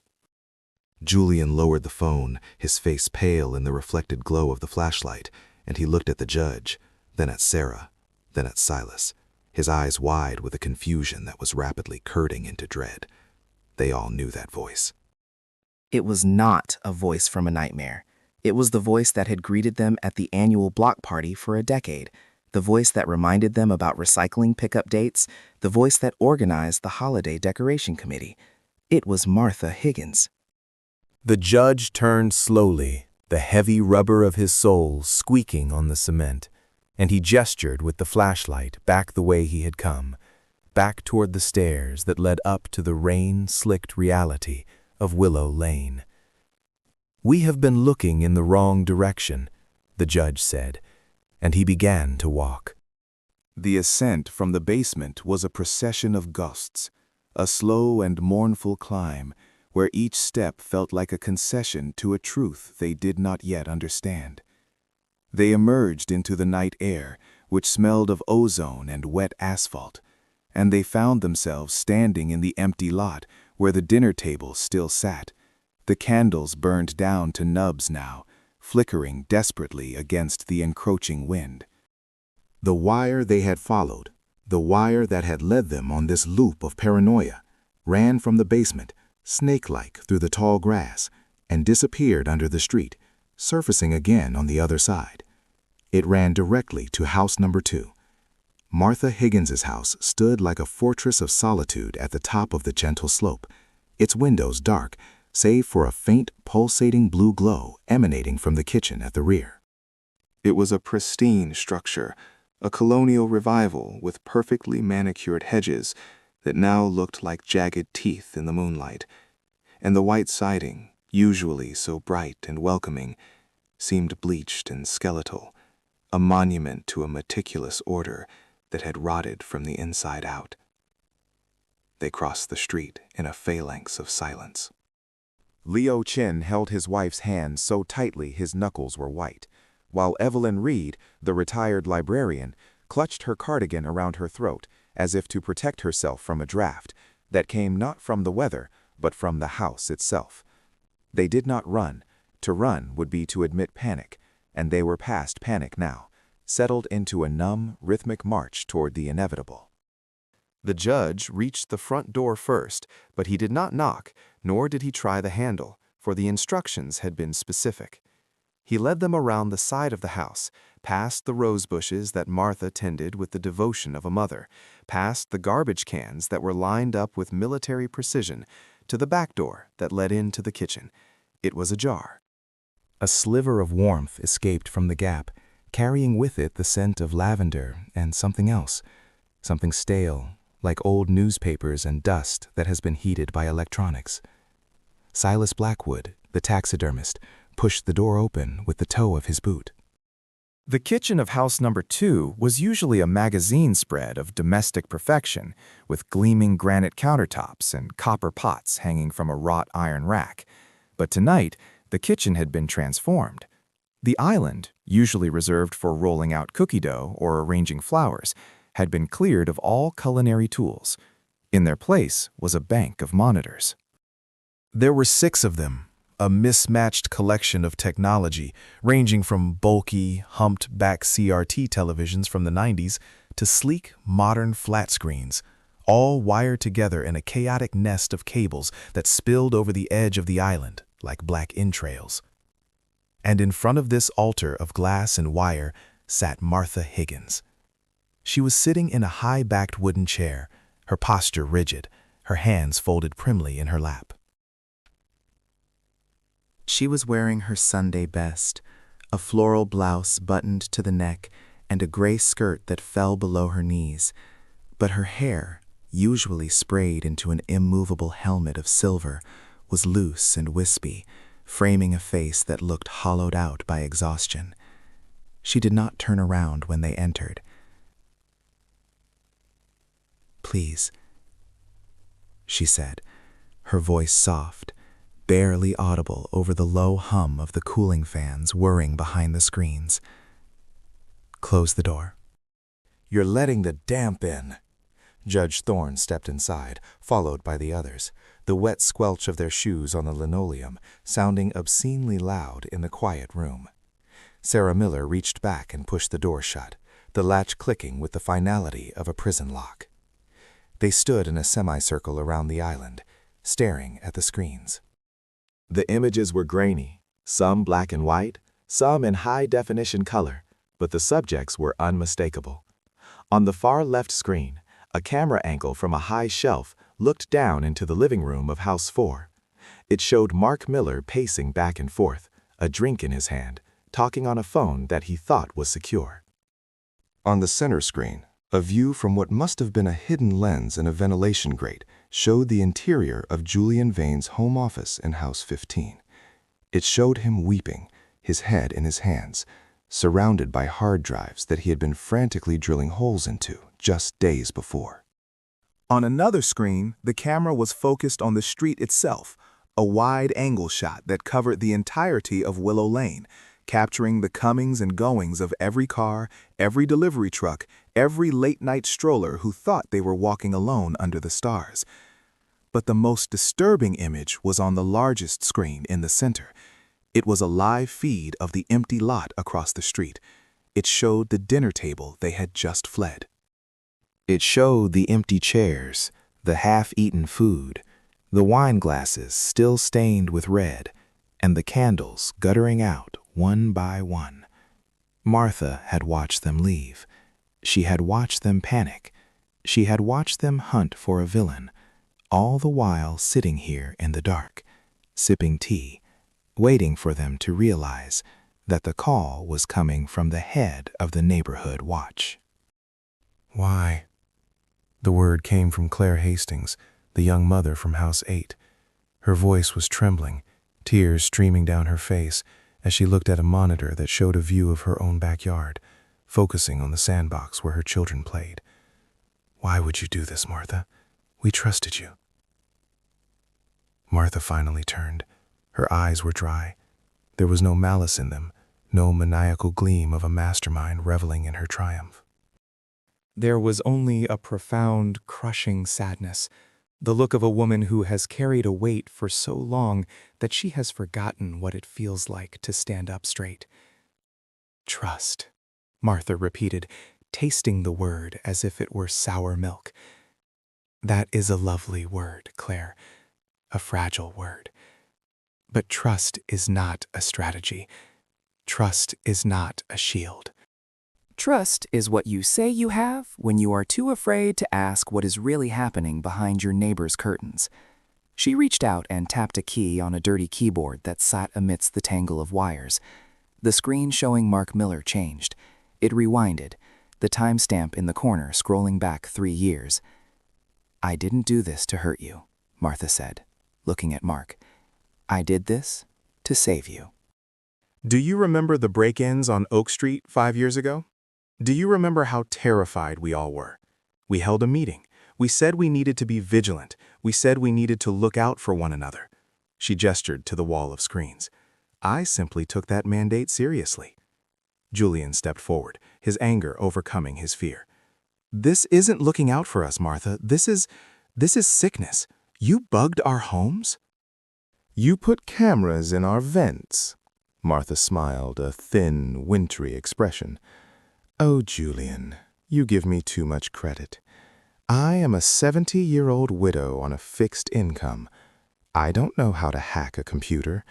I don't know how to install a micro camera in a ventilation shaft." She pointed a trembling finger at the screen showing his office.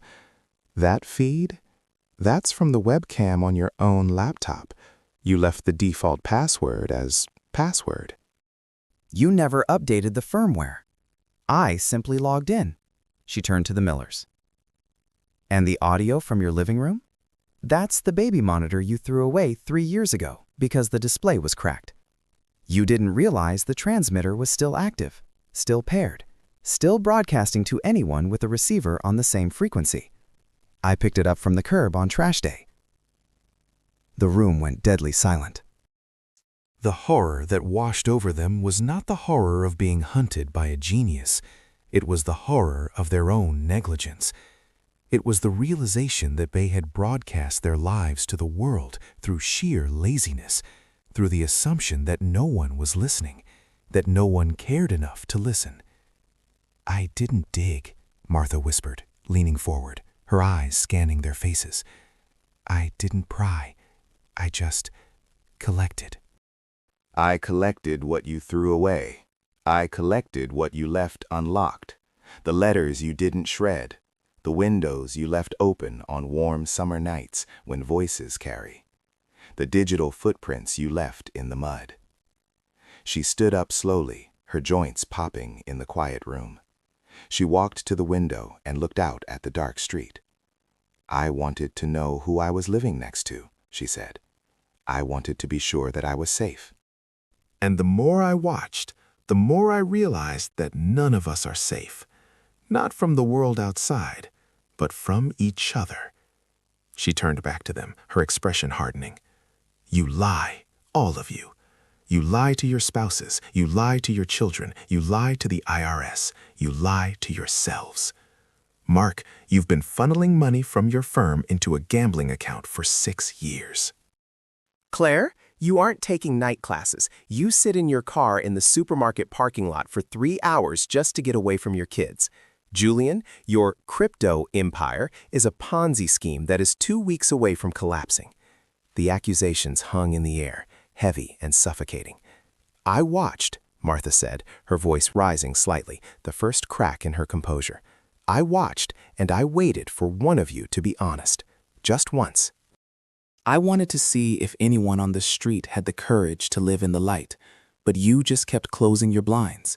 You just kept smiling at the block parties and lying through your teeth. So you invited us to dinner, the judge said, his voice low.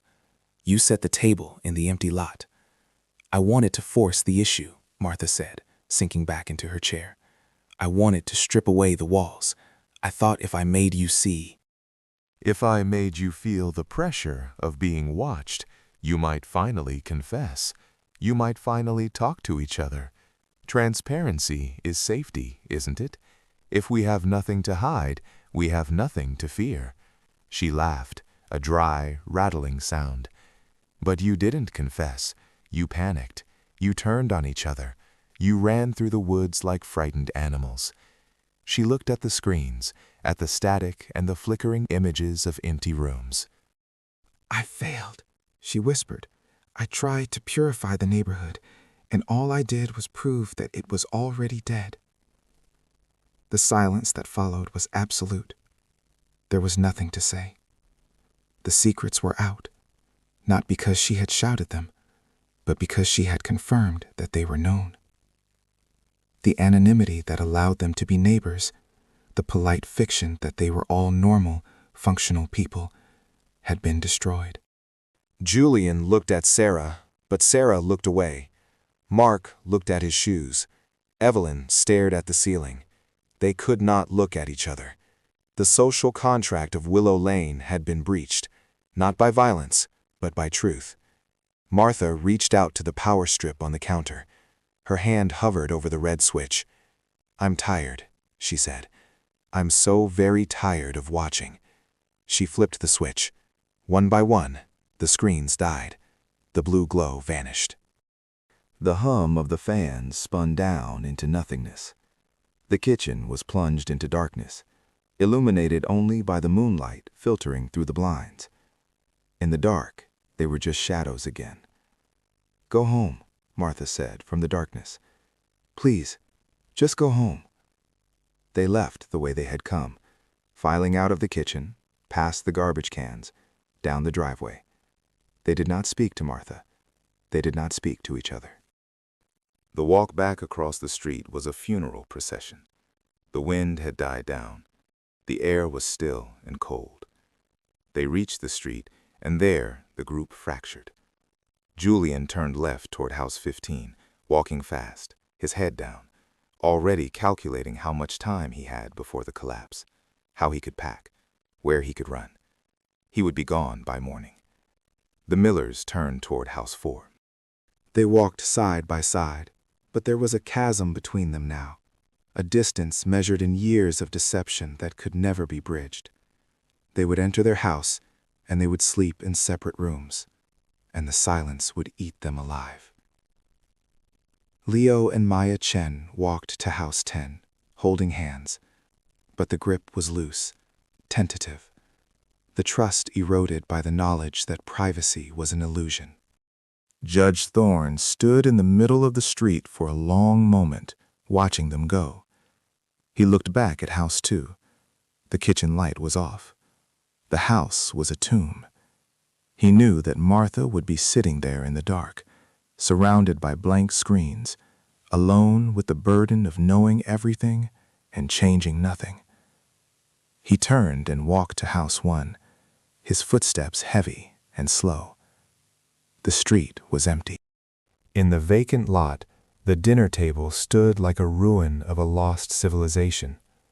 The wind rippled the tablecloth. The wine in the glasses had settled, dark and still as blood.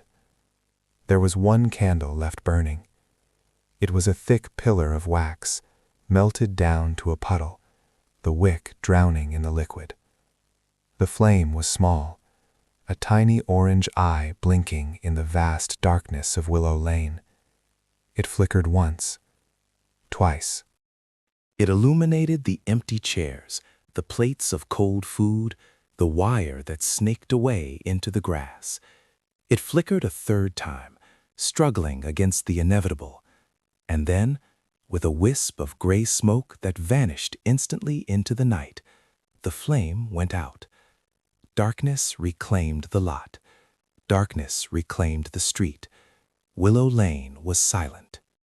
And in the silence, the houses stood like headstones, and inside them, the people lay in their beds, eyes open, staring at the ceiling, listening to the settling of the floorboards, waiting for the dawn, and wondering, for the first time in their lives, who was listening back. The darkness that swallowed Willow Lane was not merely an absence of light, but a physical weight, a heavy, suffocating blanket that pressed down upon the rooftops and seeped through the cracks in the window frames, filling the spaces where trust had once resided with a cold, impenetrable density. The streetlights, governed by a timer that had long since drifted out of sync with the seasons, flickered and buzzed with an erratic, dying energy, casting long, distorted shadows that stretched across the pavement like skeletal fingers grasping for purchase on the asphalt, while the moon, indifferent and distant, offered only a pale, sickly illumination that turned the manicured lawns into gray, colorless expanses of frost and dead grass. Inside House 15, the silence was not peaceful, but vibrated with the frantic, terrified energy of a trapped animal, for Julian had not simply returned home to sleep, but to dismantle the life he had so carefully constructed over 5 years of meticulous deception. He moved through his bedroom with a chaotic precision, his movements jerky and disjointed, pulling a suitcase from the top shelf of the closet with a desperation that sent a cascade of dust motes dancing into the stagnant air. He did not turn on the overhead light, fearing that the illumination would be a signal, a beacon to the watching eyes he now felt burning into the back of his neck.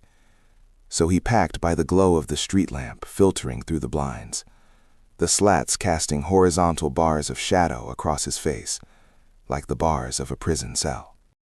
He threw clothes into the open maw of the suitcase without folding them, his hands trembling so violently that he fumbled the zipper of his toiletries bag, the plastic sound of the teeth interlocking, sounding like a gunshot in the quiet room. He was calculating flight paths, bank transfers, and the liquidity of assets in his head, a mental spreadsheet of survival that fragmented every time he heard the settling of the house's foundation, a sound he had ignored for years, but which now sounded like footsteps on the stairs, slow, deliberate, and ascending. He paused, holding a stack of cash he kept hidden inside a hollowed-out book on architecture, and he listened, straining his ears against the ringing silence, waiting for the siren, the knock, or the inevitable ringing of the telephone that would announce the collapse of his world. Across the street, in the sterile architectural perfection of House 4, the Millers moved through their kitchen like ghosts haunting the same castle, occupying the same physical coordinates but separated by a psychic distance so vast that light itself would take centuries to cross it. They did not look at each other, for to look would be to acknowledge the stranger standing across the granite island, to admit that the person they had shared a bed with for a decade was a fabrication, a collection of secrets wrapped in skin and clothing. Sarah Miller stood by the sink, staring into the dark drain, her hand gripping a glass of water so tightly that her knuckles turned the color of old bone, while David sat at the small breakfast table, his head in his hands, staring at the grain of the wood as if trying to decipher a map that would lead him out of this labyrinth.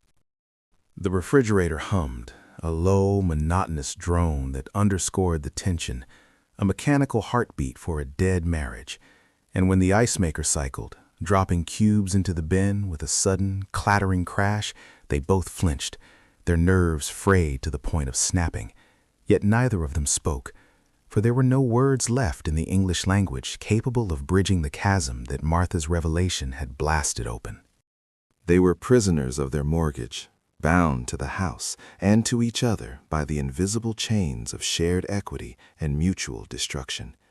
And as they eventually moved toward the stairs, climbing to the second floor in a synchronized, silent march, the house felt less like a sanctuary and more like a mausoleum, where they would lie down in separate rooms and wait for the slow, grinding erosion of time to finish what the evening had started. Further down the block, where the shadows seemed to pool with a greater intensity around the stoop of House 1, Judge Thorne sat in his study, a leather armchair swallowing his formidable frame, a glass of amber liquid resting untouched on the mahogany coaster beside him. He was a man who had built a career on the parsing of truth, on the careful weighing of evidence, and the delivery of absolute judgments. Yet tonight he sat in the ruins of his own certainty, staring at the wall of law books that lined the room, their spines gilded with gold leaf that caught the stray moonlight and glimmered with a mocking opulence. He realized with a sinking sensation in his gut that felt like the drop of a roller coaster that the law was a fragile, artificial construct, a paper shield that offered no protection against the raw, chaotic truth of human nature that Martha had unleashed upon the lane. He thought of the screens in Martha's kitchen, the blue glow that had illuminated the terrified faces of his neighbors, and he felt a chill that had nothing to do with the temperature of the room. It was the chill of complicity, the realization that his own desire for order, his own unspoken endorsement of the neighborhood's strict social codes, had created the petri dish in which Martha's paranoia had flourished. He reached for the glass, his hand steady despite the turmoil in his mind, and took a slow sip, the alcohol burning a path down his throat, grounding him in the physical world. But as he set the glass down, he noticed something on his desk that made his breath catch in his throat. A single, plain white envelope, unsealed, resting on the blotter where he was certain it had not been when he left for the dinner party hours ago.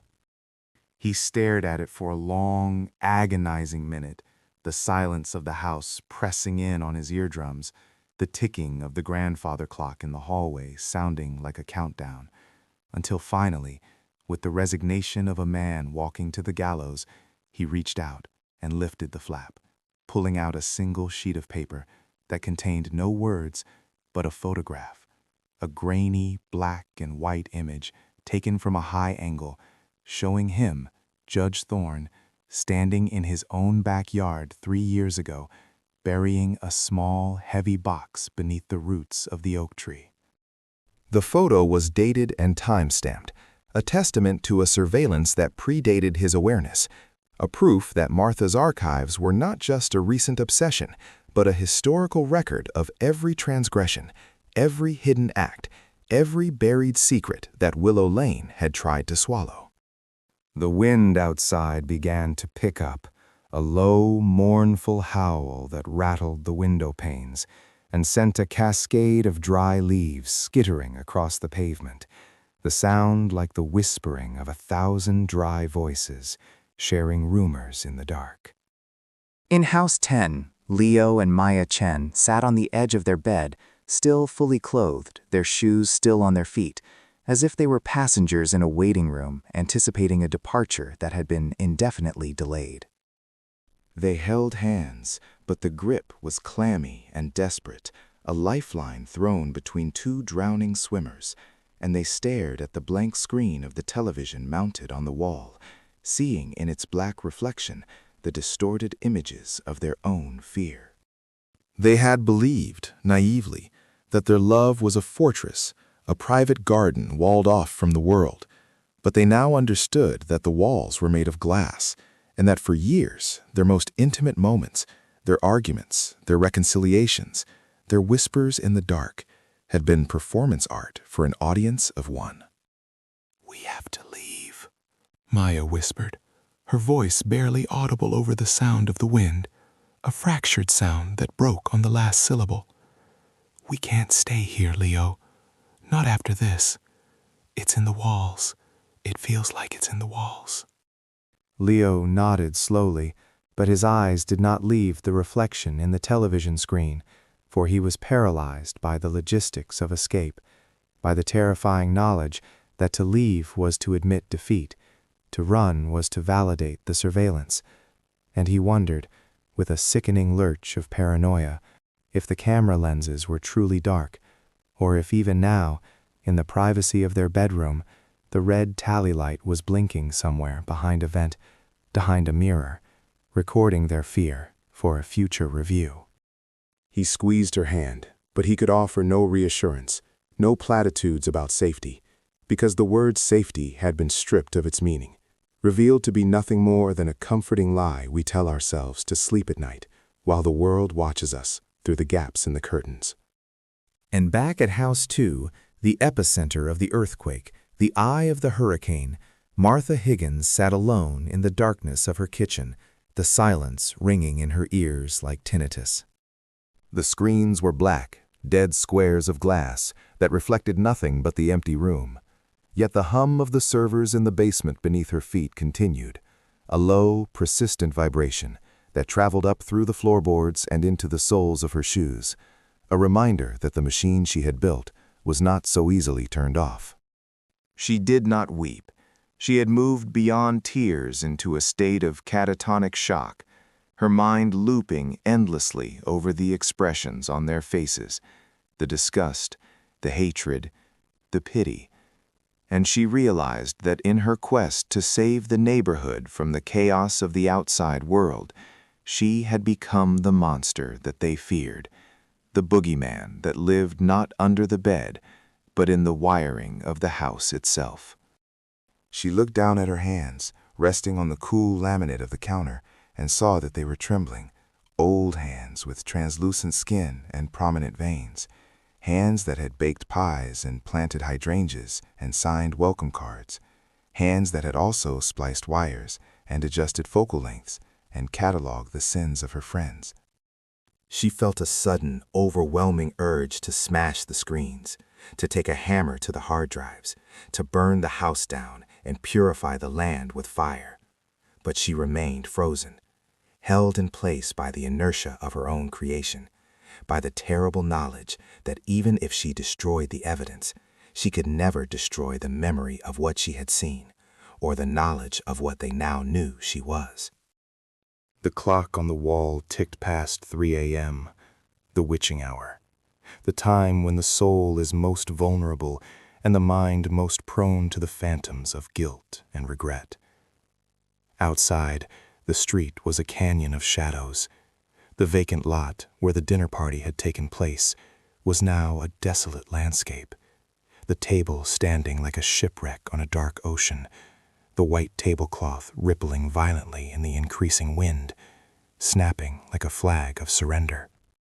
The plates of food, now cold and congealed, sat untouched, a feast for the insects and the rats that would soon emerge from the storm drains to reclaim the territory.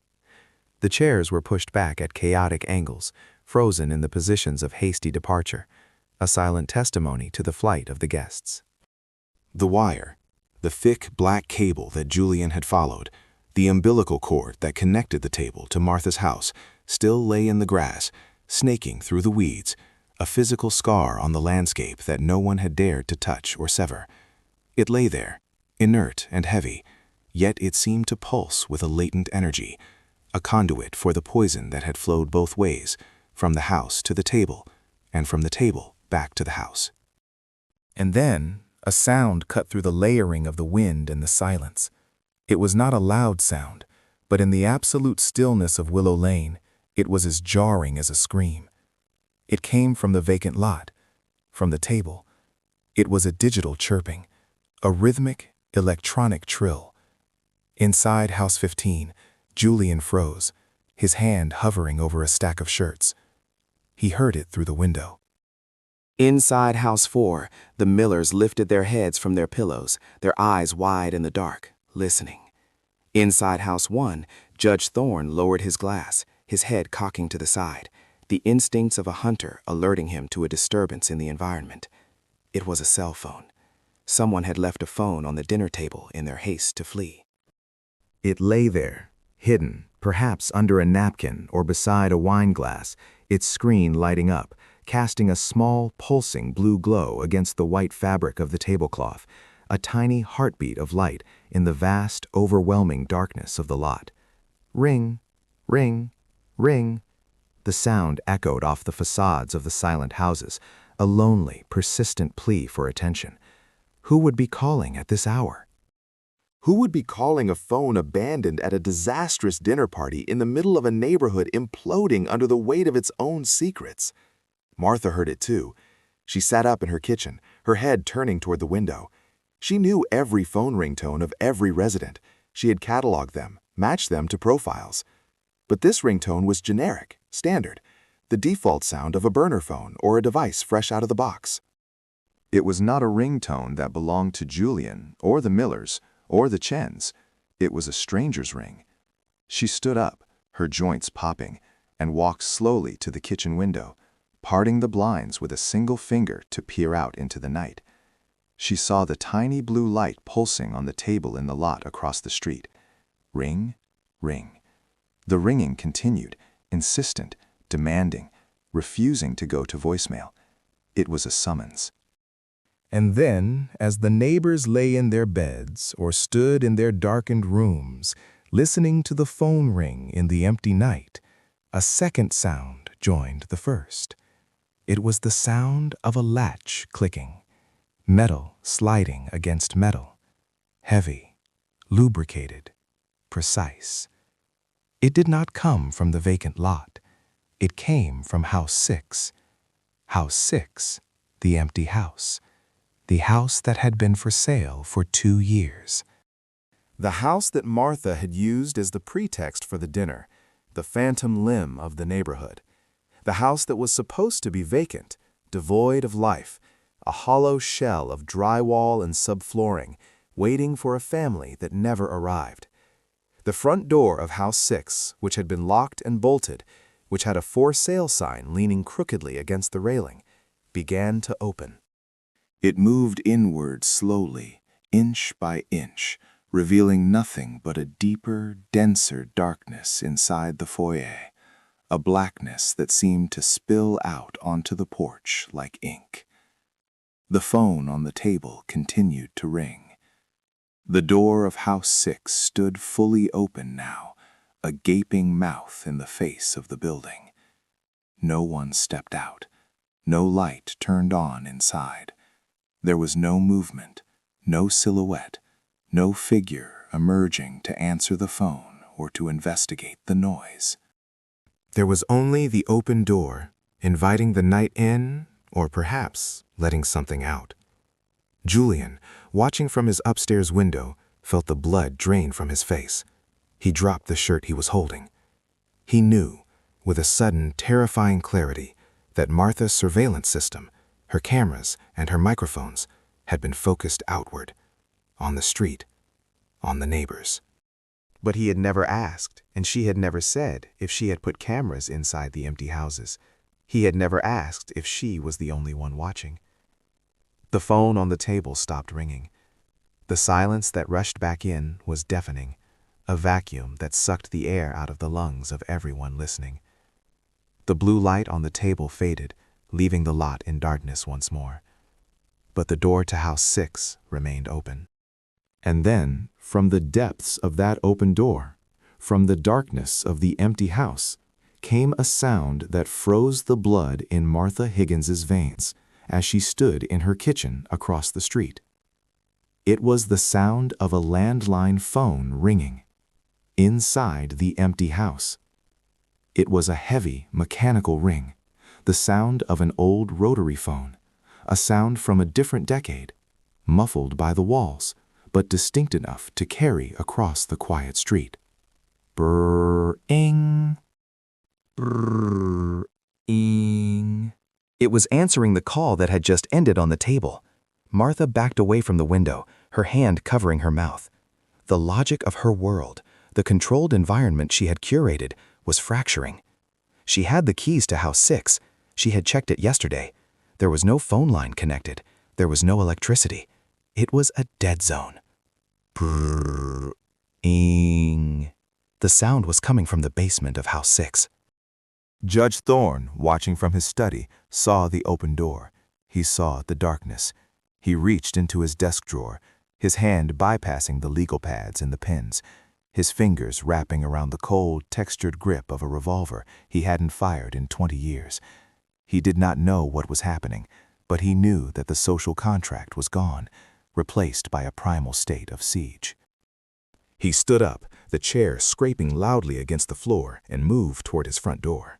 He told himself he was going to investigate, to restore order, but deep down, in the reptilian part of his brain that governs survival, he knew he was walking into a trap that had been set long before Martha Higgins ever bought a camera. He opened his front door and stepped out onto the porch. The air was freezing. "Hello?" he called out, his voice sounding thin and weak in the vastness of the night. "Is anyone there?" The ringing in House 6 stopped. Thorne stood on his porch, the gun heavy in his hand, waiting for a response. He looked at House 2. The blinds were closed. Martha was gone from the window. He looked at House 15. A curtain twitched and fell still. He looked at the open door of House 6. "This is Judge Thorne," he announced, trying to summon the authority of the bench. "Identify yourself." For a long moment, there was nothing. Just the wind, just the settling of the houses. And then, a voice drifted out from the open door of House 6. It was not a shout. It was not a whisper. It was a recording played at high volume, amplified by speakers that must have been hidden in the foyer, the audio quality grainy and distorted, but unmistakably clear. It was Martha's voice. But it wasn't Martha speaking now. It was a recording of Martha speaking from years ago, perhaps decades. Her voice sounded younger, sharper, less burdened by the weight of her vigil. "The experiment," the voice said, echoing off the siding of the houses, "is proceeding according to schedule. The subjects are responding to the pressure. Phase 1 is complete." Thorne took a step back, his heel hitting the doorframe. "Phase 2, the recording continued, flat and clinical, requires total isolation. Sever the connections. Initiate the blackout protocol." The recording cut off with a sharp burst of static. And then, simultaneously, in a synchronized event that could only have been orchestrated by a central system far more sophisticated than Martha's kitchen setup, every remaining streetlight on Willow Lane went out. The darkness was absolute. Thorne couldn't see his hand in front of his face. He couldn't see the street. He couldn't see the vacant lot. But he could hear.